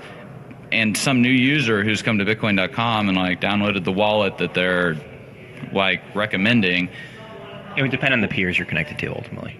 So, because instantly, the moment they relayed it, BU clients were banned from basically all. Yeah, but it created another network among the Bitcoin Unlimited clients. The idea would be is that if your trusted source of the network was a BU a client essentially that said that this is a valid block, despite the fact that it was larger than consensus enabled, you would see that as a confirmation, and you would see the head first validations on top of that as additional confirmation. So maybe you could help explain this, Johnny. Like, what's the difference then between like this network consensus, which are the miners who are actually mining the blocks, and then the economic consensus that appears to be taking place with your Bitcoin Unlimited node or with your Bitcoin Core node? Yeah, I would say this is ultimately the fundamental misconception that Bitcoin Unlimited proponents bring to the table. It's ultimately the fact that consensus in Bitcoin is not miner-driven. It's economically incented node-driven. How are you quantifying that? I don't think that's an important characterization. I think that's a very important characterization. I'm trying to let me. Can I finish the point first? Yeah. Miners happen to drive the chain forward. That's Bitcoin's fundamental interesting characteristic, is that denial of service is not really possible so long as proof of work continues to drive the chain forward. So as long as electricity is being appended to Bitcoin, Bitcoin will continue to move forward. In the event that you bring to the table a block that has a rule set that's rejected across the majority of nodes, or a node set that's economically incentivized, your block is invalid. It's fundamentally not in consensus. So the way Bitcoin Unlimiters look at changing or evolving the protocol is much more attack-minded. It's much more, I can force changes upon the network as a result of me having hash power. I can force changes upon the network as a result of stalling progress otherwise. I think fundamentally the mindset that core developers take is one where we much more value the Bitcoiners of the past, the holders of Bitcoin who only periodically check in with their 11.0 nodes, their 12.0 nodes, their 9.0 nodes, their 7.0 nodes, then those, we take characteristics that are forwards compatible. So forwards and backwards compatible. This is an example of being segregated witness. It enables a new transaction type, and if you are not a segregated witness node, if you're running 12.0, if you're running 11.0, you can still validate the whole chain state. You can still validate the total number of Bitcoins. You can still validate that a block is still the size that's allowed. But fundamentally, the kinds of moral hazard that's brought to the table with this kind of attack, let's change the network via force methodology, kind of undermines what it means to be a Bitcoiner, in my opinion. I think that's a complete mischaracterization of what Bitcoin Unlimited actually is. It is a free market-driven approach, and it is simply enabling different nodes, mining and not, to communicate with one another. Are you comfortable with Bitcoin splitting into two? I would prefer that don't, but I believe in the free market. Well, I know, but are you comfortable with that fact? You actively are comfortable and work in a world where Bitcoin splitting in two is allowed. I think at least one of the two chains would be the dominant one by far, and I think that would be resolved very quickly. How did that work in Ethereum? I think Ethereum holders still have their Ethereum, and they also have ETC, and both of those things are worth money. What about the moral hazard that comes to the table as a result of that splice? What about the moral hazard where people have a certain view of the currency and they're not being allowed to realize that view? Let me ask you real quick, based on what you just said, and then in a minute I want to get to a question from somebody here in the audience. I kind of asked this to Tone, Vays, and Roger yesterday. I'll ask it again, just for you, John, and everyone else. Is it a good analogy to compare Ethereum with Bitcoin as far as a potential fork? I mean, are they really the same thing for the same reasons? Because of course Ethereum, it was an immutability issue, and it went against the philosophical grain as well of the mission statement of Ethereum. I would state that my personal opinion is that consensus in Bitcoin is paramount. Like ultimately, putting a change into the network should be something that the vast majority of people agree to. Under conditions where you don't do that, you're basically creating a governance structure over the network where you incentivize some at the expense of others. And in the case of Bitcoin Unlimited, it's explicitly empowering miners at the cost of nodes right now. Explicitly. Once again, how are you going to measure what the vast majority of people want? If you read Satoshi's white paper, it's pretty clear that decisions are made. I mean, we're not going to speak to the system's creator, which is 8 years ago now. Satoshi Nakamoto. So 8 years ago now. Ultimately, the fundamental information we've learned about the system since Satoshi has left, things, for example, like attack blocks, things, for example, like the fact that pooled mining, things, for example, like ASICs, characteristics of the system are different. So you can't. So you think Bitcoin is no longer a system in which it's one hash, one vote? Like I said, I believe fundamentally the system is one where miners follow consensus; they do not lead it. One quick relevant question, and then I want to get to this gentleman's question. We also have some online questions I want to get to as well. I had asked this earlier. I don't think we touched upon it. Hopefully, it's a relevant question. Is there any adversarial relationship between miners and Bitcoin Core? And I forget the context in which this arose earlier, but there seemed to be some implication of that in something you had said. So miners, I could be wrong about my interpretation. So fundamentally, Bitcoin works as a result of that you can minimize the trust topology of settlement of a payment. So in a world where, for example, miners conglomerate into a single institution or a pair of institutions or a couple of institutions, the attack surface of that Bitcoin is one that is uninteresting to Bitcoin users. You should not want to use a Bitcoin where the trust topology of the miners is such that there are like, if there's 3 guys and you can go compromise 3 guys and as a result you own or run Bitcoin. Why do you think miners are going to conglomerate into one entity? It's strategic and profitable to centralize. I don't think it is. I think miners are incentivized to do what's in the best interest of the network. Then why did they head first mine on an invalid block then? Because headfirst mining offers clear advantages to miners? And it's centralized. That's the point. Like, they centralize. They do things that centralize as a result of the fact that it empowers them relative to miners that are not centralized. It's a slight degree of trust being placed in other miners. So I don't think it is an existential risk at all, as you seem to be making out of it. No. I'm stating that in the event that that trust required of miners increases further, it's a problem to the fungibility, censorship resistance, and decentralized robustness of the system. Well, people should validate their own transactions, right? Yes, and fundamentally in a then world what difference does it make if miners are headfirst mining? Well, fundamentally in a world where block size were to get too large, your ability to actually validate your own transactions or validate the whole chain state becomes literally impossible with consumer hardware. It gets to the point where you can go back to Scaling Bitcoin Montreal. Patrick Straitman or Phantom Circuit did a very, very good piece on this. Basically, initial block download time scales exponentially relative to the size of the blocks increasing. So you will eventually, if you scale on-chain too much, you eventually get to the point where you will not be able to catch up to the chain tip with consumer hardware, because Moore's Law isn't really increasing anymore. That's a fundamental mischaracterization of people who think that Bitcoin can scale in the context of Moore's Law.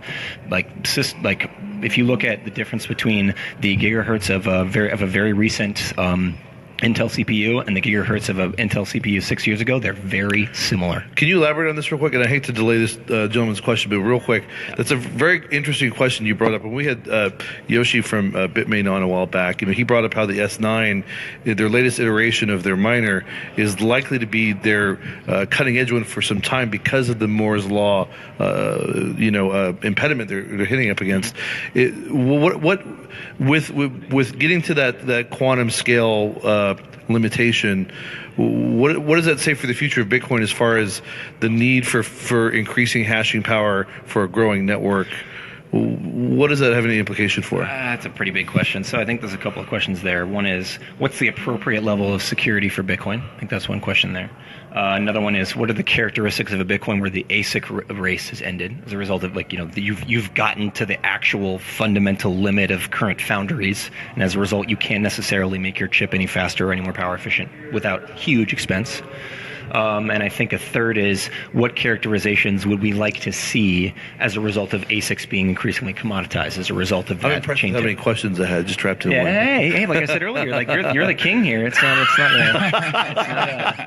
certainly not me or Jake or Trace. No, I think so. To the first, I think it's in a world where actually I'll go to the second first. So in a world where ASICs are at the fundamental limit, we may see a increased distribution of miners as a result of the fact that miners can't leapfrog forward in comparison to current miners.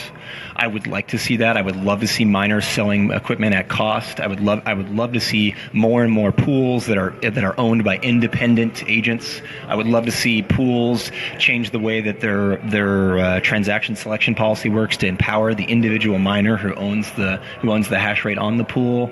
There's a lot of characteristics there that are interesting.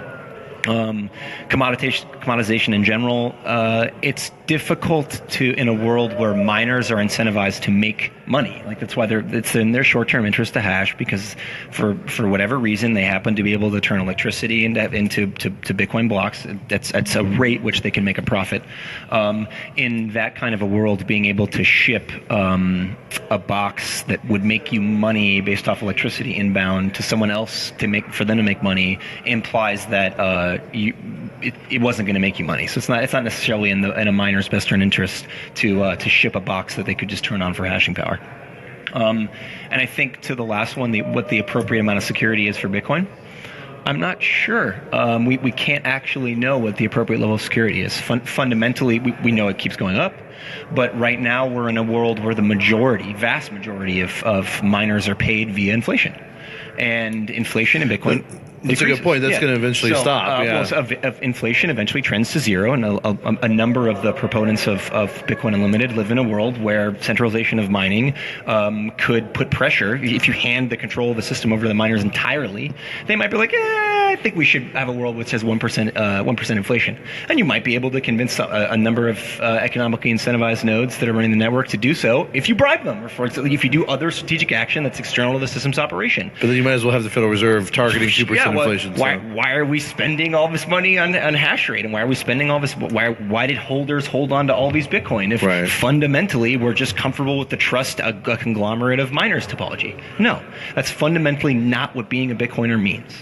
Okay, I want just a quick. Do you have a quick response to that, Jake? And then I want to get to this gentleman's question. Okay, so I think the whole miner centralization thing is actually a total myth. Prior to Bitcoin.com, I worked for Bitmain in China. I have visited many different large ASIC farms in China and in the US. I've seen more and more pop up. It's more and more people.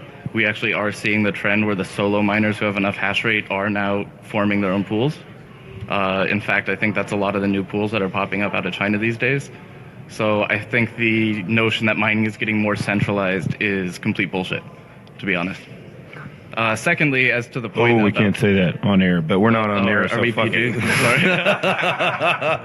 Who are they buying their ASICs from?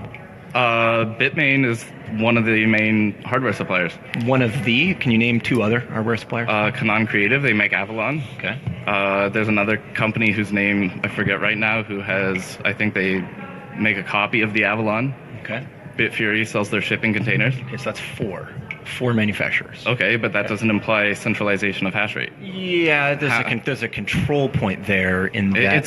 It's economies of scale. I can't go start taping out my own ASIC chips right now. You can if you have enough money, but exactly. but fundamentally, from a control point, if you empower those individuals, which in this case they're the only ones who can tape out ASICs apparently, they are a political weak point in such that they're the ones you have to start and bootstrap your pool from. So it doesn't matter if you bootstrap a pool and you're not really independent because you were sold the gear. As soon as you buy that gear, you're 100% independent. No, I understand that. But why doesn't Blockstream take some of your $76 million and go make ASIC chips if that's so important? I'm here as a Bitcoiner. I'm not here as a Blockstreamer. But let's keep the personal attacks to a minimum. I don't think that's a personal attack. I can talk about. Well, if the concern is about lack of companies producing chips, where are the people getting the money and making more chips? Well, it's a very profitable business. This is definitely an interesting point about the sort of point of control with a limited number of agents making hardware. I will say, though, on the flip side of that, there is no objective way of determining a perfectly competitive market. In other words, you might have 5 players in a market.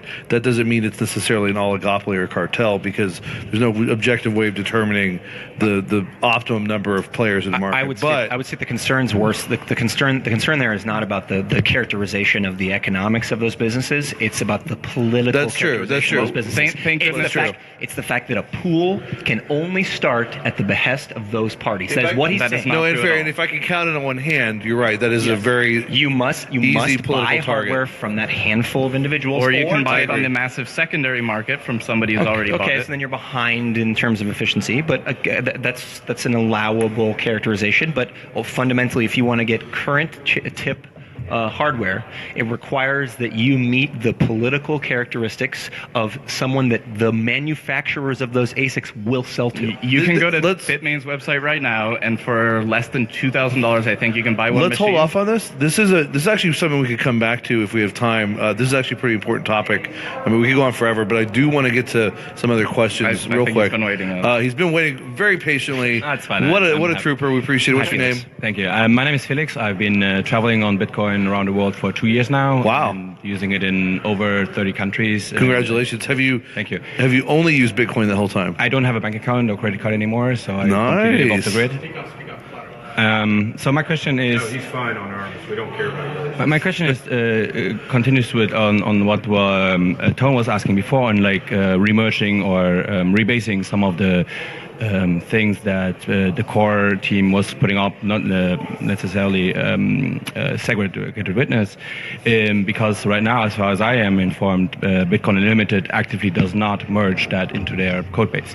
So it seems to be like, okay, we either go this way or the other way full, but why? I mean, I don't agree with how you would, like with the safety of your hard fork proposal. I don't think we will ever have one or not. That is completely out of debate. The question is only like, right now, if I run Bitcoin Unlimited, why can't I also signal for SegWit? I think it's a very common misconception that the two are mutually exclusive. Yes, Currently, they are in Bitcoin Unlimited right now. Currently, no production release of Bitcoin Unlimited has integrated SegWit, but I think there is a BUIP proposal right now in the Bitcoin Unlimited forums, which would do exactly that. Why not? Yeah, why not? I'm not anti-SegWit either. I agree with what Roger was saying just a few moments ago, that the block size problem is much more urgent, and Bitcoin Unlimited offers a much more feasible fix to that right now. But Roger also wanted to like see Lightning happening in the future, and I mean, So do I. SegWit offers like also script updates, which is I think one of the So do I, but even better than only Lightning proposals. It's not one or the other. Yeah, exactly. But apparently in Unlimited, it does look like it's one or the other. It has not been added to any current production releases. That doesn't mean it will always be that way. Okay. I mean, Felix, like ultimately, I would address this by that Unlimited right now, or at least it's the current production version of it, is about 4,000 commits behind, 50,000 code diff, 50K code diff. And what we're on release candidate 2 of 14.0, and Bitcoin Unlimited's, I believe, based on 12.1. So you're talking about 3 full releases. No, That's a pretty long backlog. 2 major releases and 2 minor releases from core is what they're behind. It's a substantial difference in sync time. It's a substantial difference in the characteristics of the operations, and ultimately, it's a huge difference in the amount of review. Well, all that code is open source, so at any time it can be merged to any other alternate client. Do you know how difficult it is to review Bitcoin? It's very difficult. Well, if the review's been done on the code, then it's still there, right? That doesn't mean that the Bitcoin Unlimited review's been done on the code, though, right? That would be a question for the Bitcoin Unlimited guys. Again, I don't know why I'm being treated as a spokesperson for Bitcoin Unlimited. Well, no, I happen mean, to like it. it's fair for them to ask, but it's fair for you Sure. to then defer to the Well, I mean, it's developers. the main. I'm not a developer. It's so, the yeah. main wallet that's offered on That's the one that Bitcoin.com, right? Bitcoin.com is running on their mining pool, no? Yes. Yeah, so that's why I was asking. But also, why do people make the assumption that Bitcoin Unlimited isn't doing their own review as well? Yes, we had the bug. Maybe that was an oversight. What's the what's like the build process for Bitcoin Unlimited? That would be a question for the Bitcoin Unlimited developers. I am not a developer. Well, let's, Felix, did that kind of satisfy your question? Thank you. Felix. Let's go on to some internet questions. It's a long time overdue. They just answered the top one, so it's the second and third. Okay, gotcha. User activated soft fork, is that a possibility? Is Johnson Lau responded to this on the Bitcoin dev mailing list, and he's much more technical than I am. But the characteristics of a user activated soft forker, I don't know. I don't buy it. I think. How would that even work? I guess in theory. No. The point is that if you read Johnson Lau's response, there are substantial vectors of uncertainty. Not to mention the fact that how it would work are primarily it's not well defined, and the proposal or whatever it is that the person who did it brought up, I think his name is Shaolin or something, is not something I can really speak to, but I think that there's probably, at the very least, a ton of incentives problems as a result of it. Not to mention the fact that nodes are reasonably easy to Sybil, so it's not something that can happen as a result of node structure. So there are technical things you don't know. You have to defer to people. It is a sliding scale. I get schooled by GMAX and SIPA and all the time. You're not a developer, Johnny? No, I'm not. I'm not a developer. I'm technical strategy. Hear what you're saying, and they're assuming you're a developer, but you're No, not. I have a single contribution to Bitcoin Core. All right, let's do the next question. Does Core ever plan to do a block size increase? I would defer to the roadmap. I think if there was consensus behind it, we would. Okay. It would, but ultimately that depends on the definition of Does consensus. the Hong Kong consensus count? Actually, if you look at the Hong Kong consensus, the developers that attended that conversation followed through on the relative demands that were made of them. They were asked to code up or develop or work on varied hard forks, and they were shown to the community, and they did not get consensus. Where's the code for the 2 megabyte hard fork that was supposed to be in July? You can look at Luke's relative. The one that goes to 300 kilobytes, that one? I mean, I believe it's defined as a soft fork for like 7 years or something. But again, there's relative, and SIPA had one that was 17% growth, and just they don't get consensus because they have varied problems about the way in which they're implemented. There's moral hazard all over the place. There's the componentry about how you upgrade the system is very delicate. The incentives in play here are very delicate. And it appears to me I thought Bitcoin was anti-fragile. I don't think it's as delicate as you're making it out to be. It appears anti-fragile up until the point it shatters. That's how anti-fragile systems work.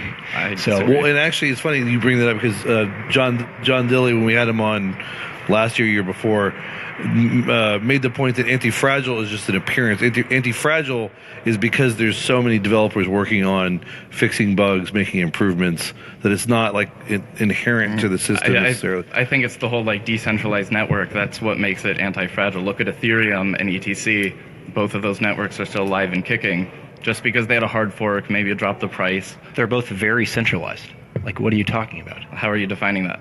I mean, proof of Vitalik is not particularly interesting to developers of Bitcoin. I think the mere fact that ETC exists is proof that Vitalik does not have absolute say over every single thing that happens to Ethereum. Would you say, at the very least, it's percentage based by market cap? I think he has the trust of the people who use Ethereum. I think ultimately that's the difference of opinion here. Well, it's about do you want to trust us very small group of people who think that we should move forward with a change to the entire structure of how Bitcoin's consensus works, or do we use soft forks? I think ETC was a great demonstration of the users actually do have the ability to disagree with whatever the project is saying, and I think we're seeing that happen right now in Bitcoin with the rise of Bitcoin Unlimited. I wouldn't call it a rise. Okay, well, okay. Go ahead. I have a really good question. Just came from the internet. It had like multiple thumbs up specifically for you, Jake. Okay, please. So here's the question. If tomorrow Roger Ver suddenly decided to support Bitcoin Core and not Bitcoin Unlimited, would you continue to support Bitcoin Unlimited? Yes, absolutely. And I'd probably stop working for Roger if that happened. Okay, so basically the question is, do you personally truly believe in Bitcoin Unlimited as the next step? And you're saying that you do. Yes, 100%. And that you would feel it as a sort of violation if Roger were to change. Okay. Yes, I also supported Bitcoin Classic and Bitcoin XT. Yeah. No, and that's legitimate. I'm just trying to clarify just because... People think like all of Roger's employees are his lackeys and we believe what we believe because he gives us money. That's not true at all. Well, no, and I think that's why it's a great question and a great answer to allow you to be able to state that, so people don't to disabuse people of that notion, because I think that's a very fair thing. Yeah. So. All right, we got another good question here. How come Bitcoin Core decided to go with a 95% consensus before activation? How come BU went with 75%? BU didn't go with 75. That was a plan laid out by Yang Haipo in a blog post via BTC Guy. Okay, so what is the... BU has no activation threshold. It has no activation threshold? No. So, okay. I'm confused. I'm sorry. Can you elaborate on that? Yeah, so when miners running Bitcoin Unlimited are in general agreement that it would be safe to fork, they can initiate a fork. And how do they decide that it's safe to fork? I mean, they could do it right now with their 15 or 20% or whatever it's at today. And that brings us to another good question right after that one. Why haven't they forked yet? Because nobody wants a minority fork. Okay, so what is your definition of a majority then? 51%. So the moment, okay, so what you're saying is the moment Bitcoin Unlimited signaling reaches 51%, you will fork off the network? No, I did not say that, and I don't think anyone at BU is saying that either. So do you have at least an estimate of the percentage that you believe is safe to Yes, that's fork why the network? That's why the 75% number was thrown out.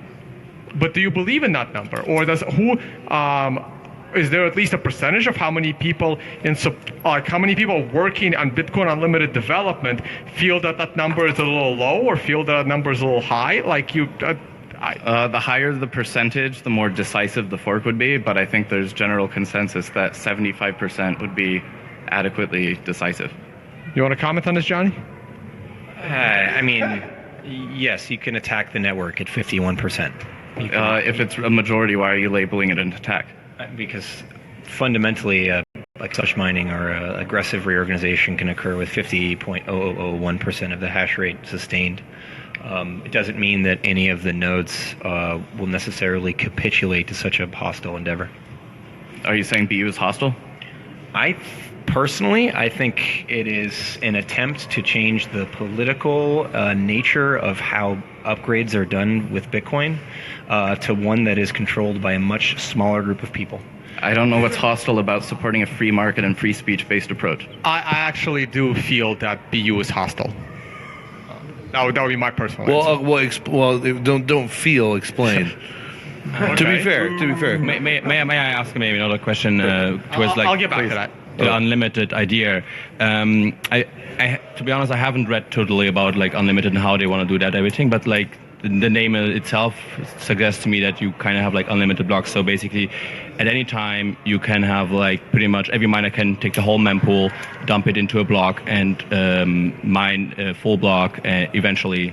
And such, then the mempool is empty and there are no more fees to grab. So now the next miners pretty much have an incentive to hard fork, or not hard fork, but like offering that block off, because eventually as the subsidy goes down, there's no more new coins to mine, and the only way to get more coins is by mining, because there's no new transactions yet, right? I mean, the Bitcoin difficulty algorithm would continue working as intended. It would still be 10 minutes per block. Yes. So you would have more transactions coming after 10 minutes, but not after like the 30 seconds. So in the first 30 seconds. That already happens now, though, because it's a random. Well, right now we have the fees make up like what, 3%, 4% of the block. I think it's about 7.5%. 7%. Okay.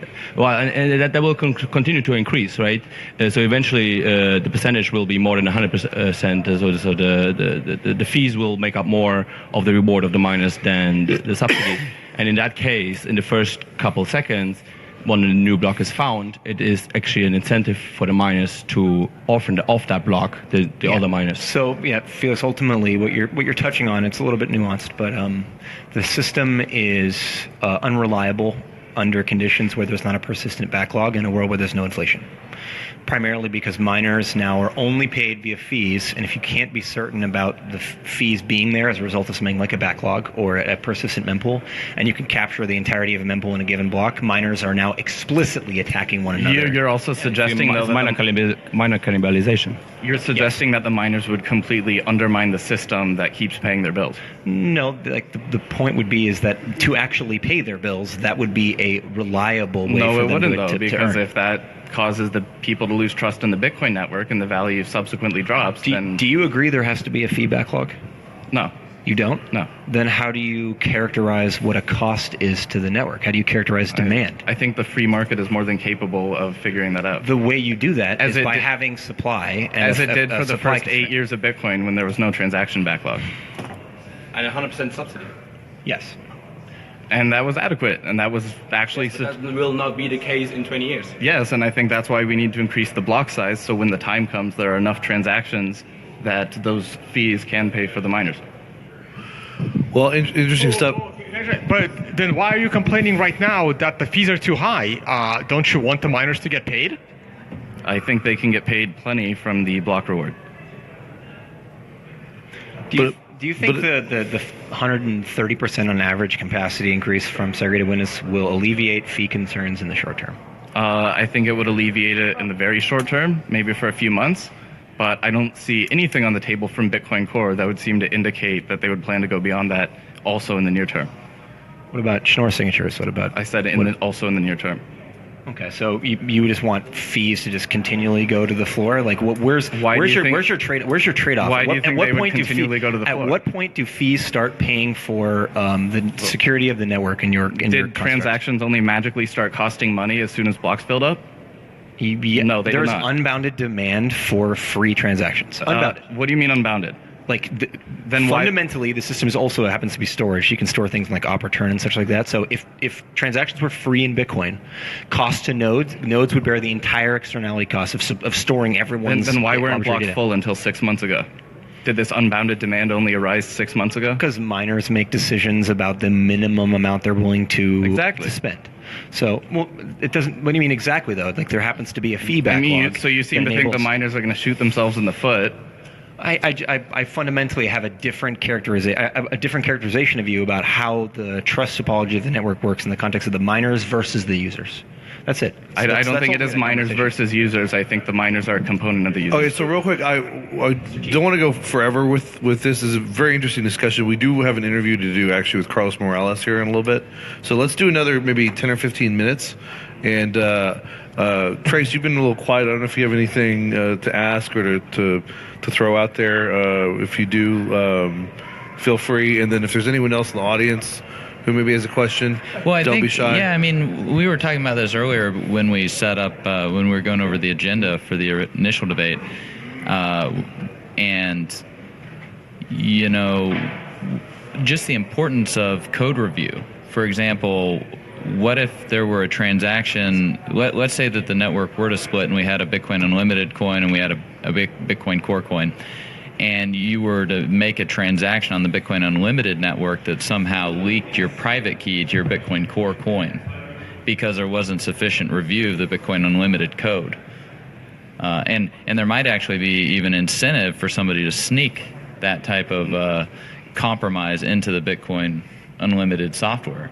So, you know, I think it's very important that we have this peer review process that goes on with any new code that gets put into a client that we're using.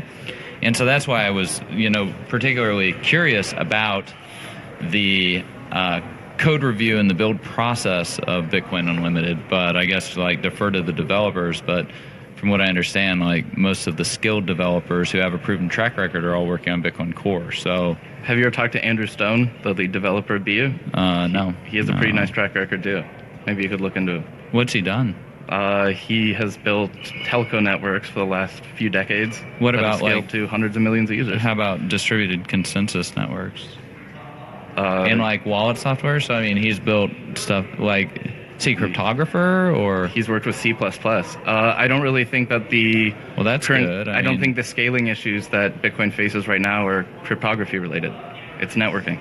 Why? I mean, what I'm interested in is like, if the network splits into two, how do you know when you're sending transactions on the Bitcoin Unlimited network that you're not leaking private key data or data that could derive private key data to your Bitcoin when Core you broadcast coins? A signed transaction that could be rebroadcast on the other chain, that's called a replay attack? No. I'm talking about a different attack where you leak data in your transaction that you could then derive private keys from Bitcoin Core with. I think that would have been noticed if that were the case. Maybe Johnny, you want to speak to that at all?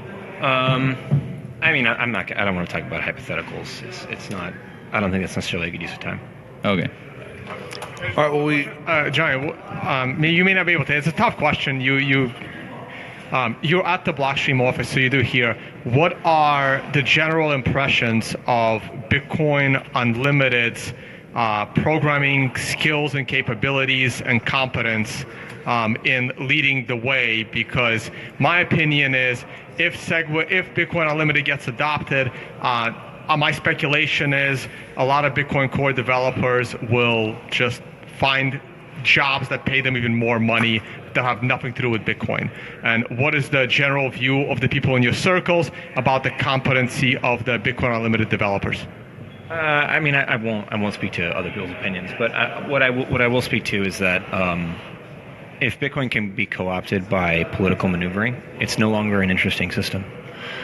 Because the characteristics, capabilities, and nuance that larger corporate state, pick your poison actors can bring to the table are several orders of magnitude greater than anything that's being done right now in Bitcoin. So I fundamentally think that the state of where things are right now is actually good for Bitcoiners. It's good for Bitcoin.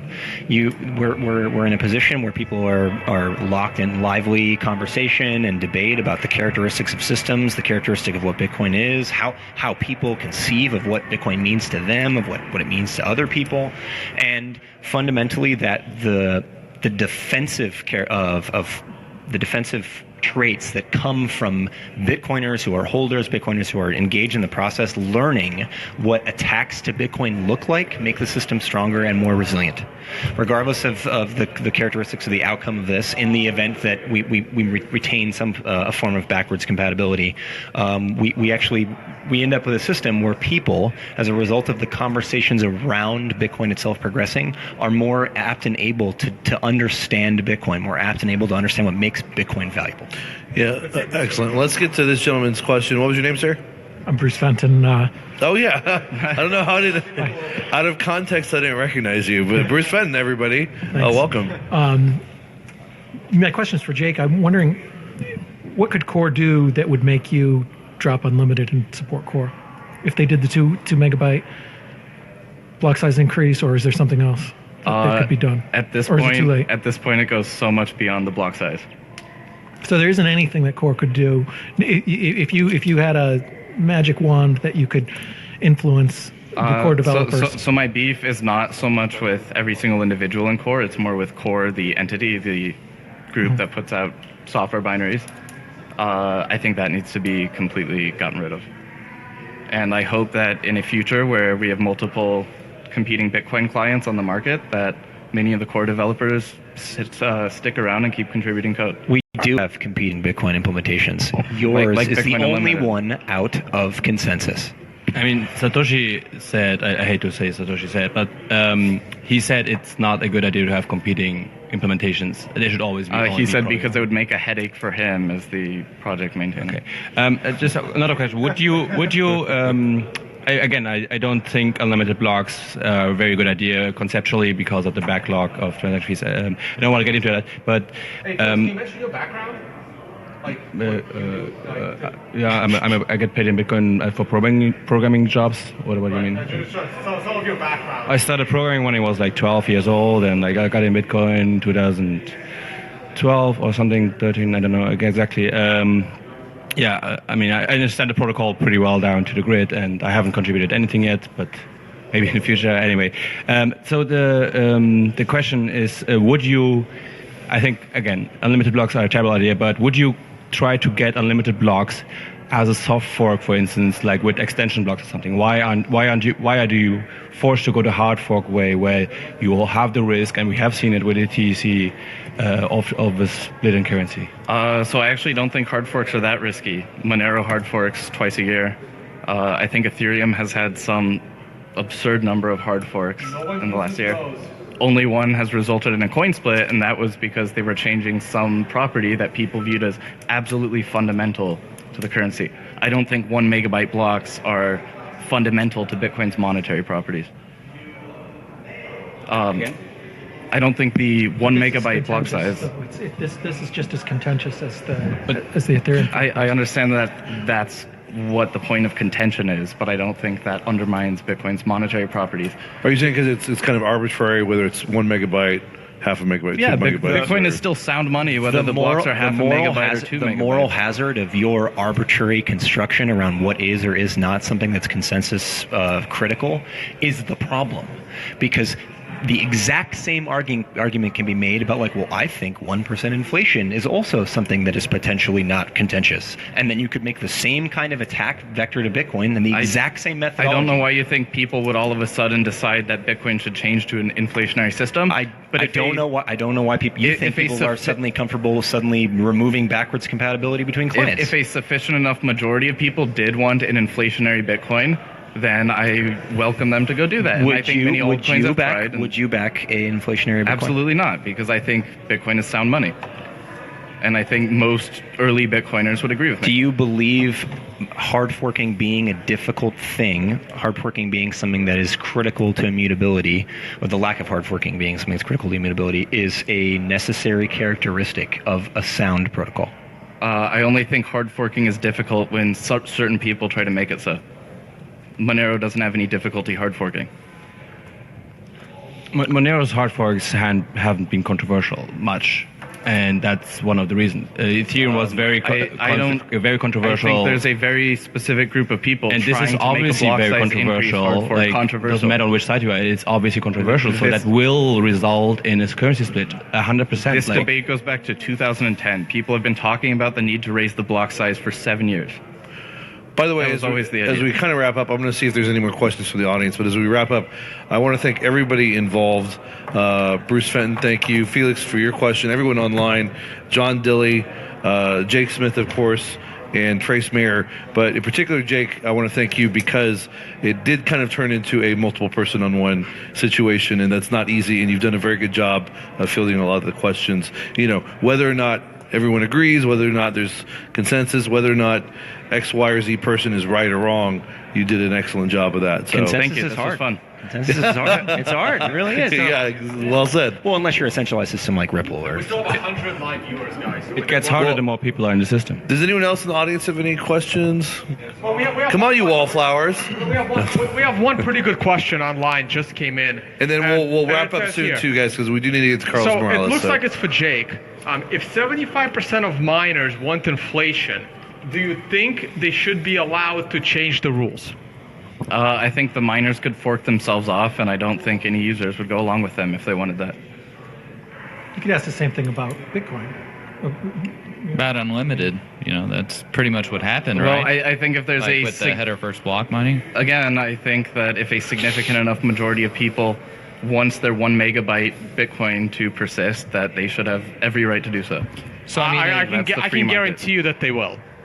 Okay, good. I can guarantee you that. They should. Because I know I'm staying on it. I can guarantee you that they will. I fully support your right to use whatever cryptocurrency you would like to. Jake, if you are the last person who believes in Bitcoin Unlimited, will you maintain that node?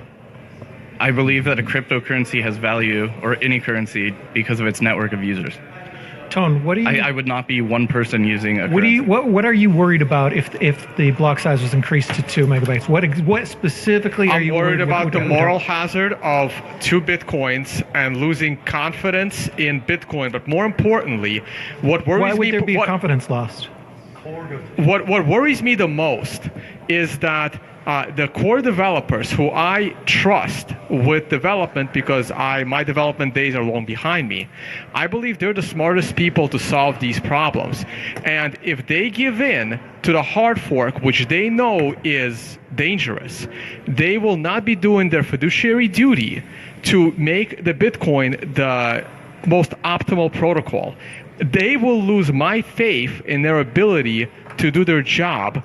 And if they don't get SegWit in and they lose this battle, I believe the smartest people in the room will leave. What if they change their mind?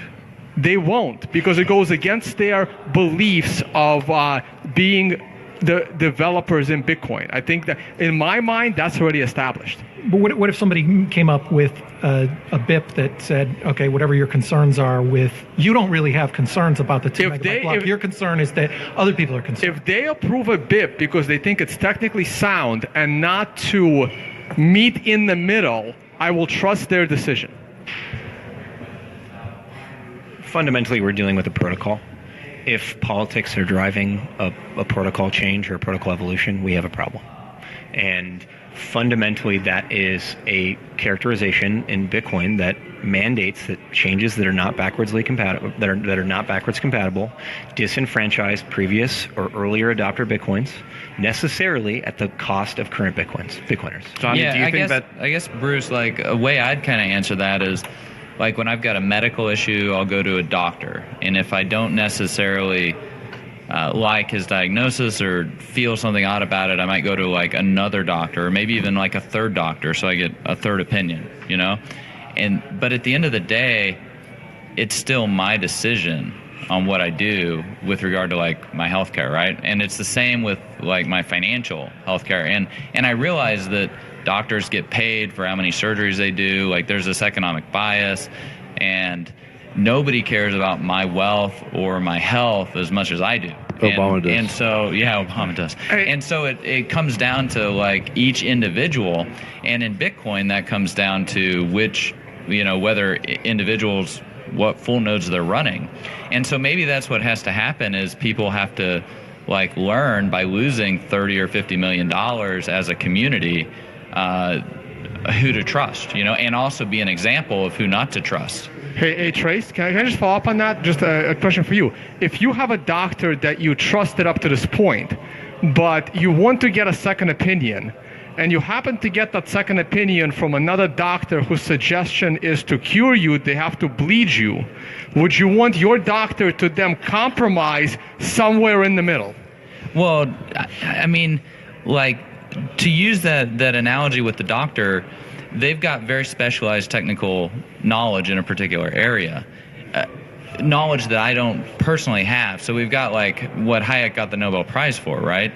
And so like I don't necessarily know whether I can assess the argument on both sides, but I still have to make the decision. And so, you know, I go to multiple doctors, but if I and I always try to go to the best doctor I can possibly find on the subject. You know, like the doctor that did my LASIK did Tiger Woods' LASIK, because like I'm not gonna like take a chance with a mediocre doctor, right? And so, but if I've got 100, I couldn't afford that doctor. I took a chance. Yeah, I mean, if I've got 115 world recognized doctors that have like long CVs and have done tremendous things, and then I've got like 4 or 5 like nurses that aren't even doctors, right? They're just nurses, and they haven't actually done anything. Like, yeah, I'm going to side with the 115. Thanks, Bruce. That have reputations and have done work. That's a bit of an appeal to an authority. I mean, doctors actually did used to believe in bloodletting, and they did not like washing their hands. Actually, in some cases, experts can be bloodletting incorrect. even saved you, because bacteria love iron. So actually, bleeding you actually ended up.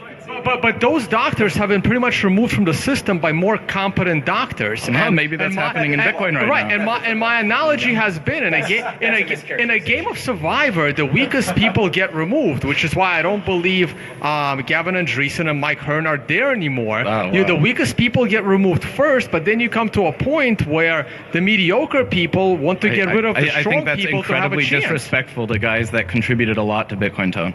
No, it's not disrespectful, because It's very in disrespectful. the beginning they were the best people for the job until more competent developers just happened to get interested in the protocol. Yeah, I mean, it's the way it is. It just gets more competitive. One point I'd also like to make is the skill set need does evolve in Bitcoin. It has evolved in Bitcoin. The characteristics required of someone who's going to be able to meaningfully contribute are different than they were at the initial start of the protocol. One point I'd like to make is that you guys are all talking about SegWit as though it were a given.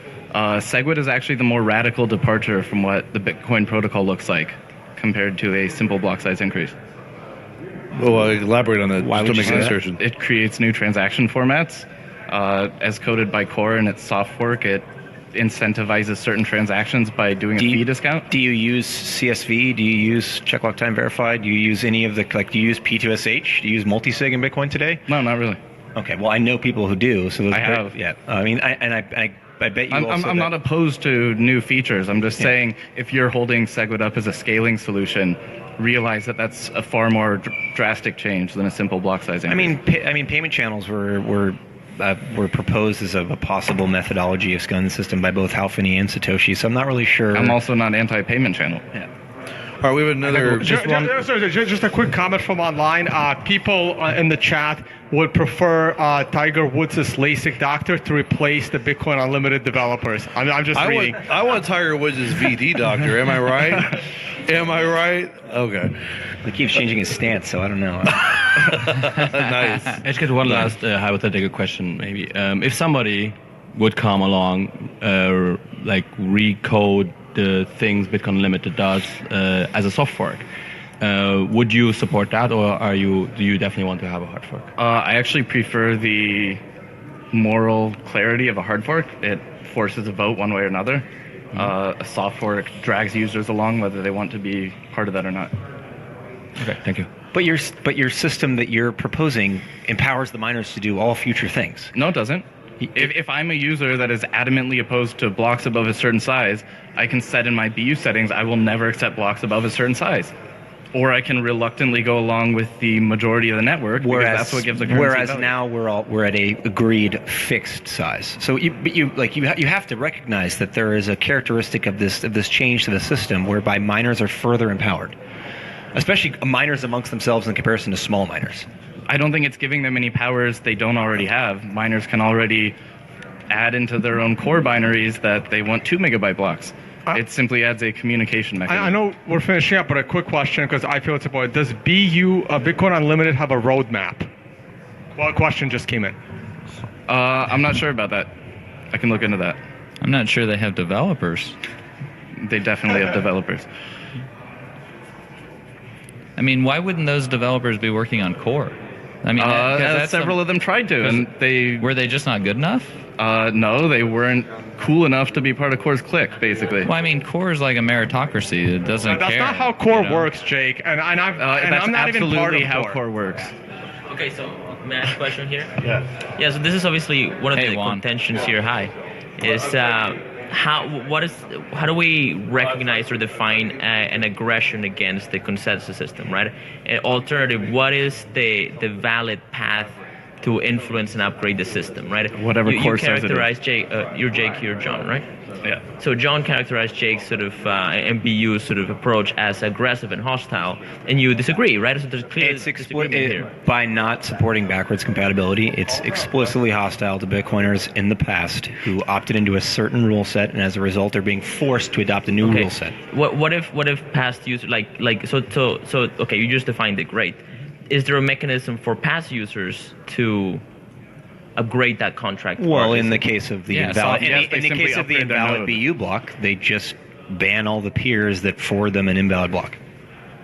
Johnny, these users in the past, if they are so adamantly opposed to the network that whatever economic majority is on, they can keep running their own fork with their 0.7 Yes, node I just think we fundamentally have a different characterization of what it means to be a Bitcoiner. Like the compulsion you have of forcing people into your new rule set my is actually compulsion is problematic. I am actually not force-based at all. I'm coming from a completely voluntary perspective. But by eliminating backwards compatibility, that's objectively false. A user who would then want to join the network can simply upgrade their node software. Well, so in the context of the fact that if you manage to, for example, politically persuade the majority of miners, as you defined by 51% of miners, to attack the original chain and progress this new version of Bitcoin. Is it only an attack if you don't like it? No, it's an attack specifically because it is hostile to backwards compatibility. Okay, that's a new one. I haven't heard that one. So I think personally, I personally would only be comfortable with the hard fork under conditions where it solves specific security characteristics or security holes in Bitcoin, or if you have unilateral or almost unilateral consensus. So otherwise, you're explicitly disempowering the choices someone made in the past to opt into Bitcoin with a specific rule set, and stating that I think that by trying to prevent anything else, you are forcing everyone else into this 1 megabyte. Okay, so Bitcoin are you? Is this new chain an altcoin then? Which new chain? The one that you're moving on and upgrading the consensus rules on. I think the economic majority, exchanges, miners, etc., will define which chain is called Bitcoin. All right, so let's say it splits evenly, half and half. What's the characteristics? Then that would be an interesting battle. I know, but is the chain in which spliced away from the original rule set the one that people 3 years ago, 5 years ago, 6 years ago opted into? Is this new chain that has new rules? But in this case, it's larger than 1 megabyte block sizes. In other cases, it's 1% inflation. Is that new chain an altcoin? I don't think that's easy to define. I think leave that up to the market. Why not just hurry and do it? I think the idea is that you want to wait for a majority of hash rate. I mean, we've had like XT and we've had Classic. Like, why not just hurry up and do it? Well, there've been a lot of efforts to stifle those. So, what do you mean? I mean, the miners the rampant can just do censorship it, right? online. Yes, the miners can do it. So why not? I mean, if it's so much better, like, why not just do it? They are actively looking into that, and I would say that's why Bitcoin Unlimited is now 20% of the network. As they're actively looking into it, I mean, January 1st, the Bitcoin community was paying $80,000 a day in fees.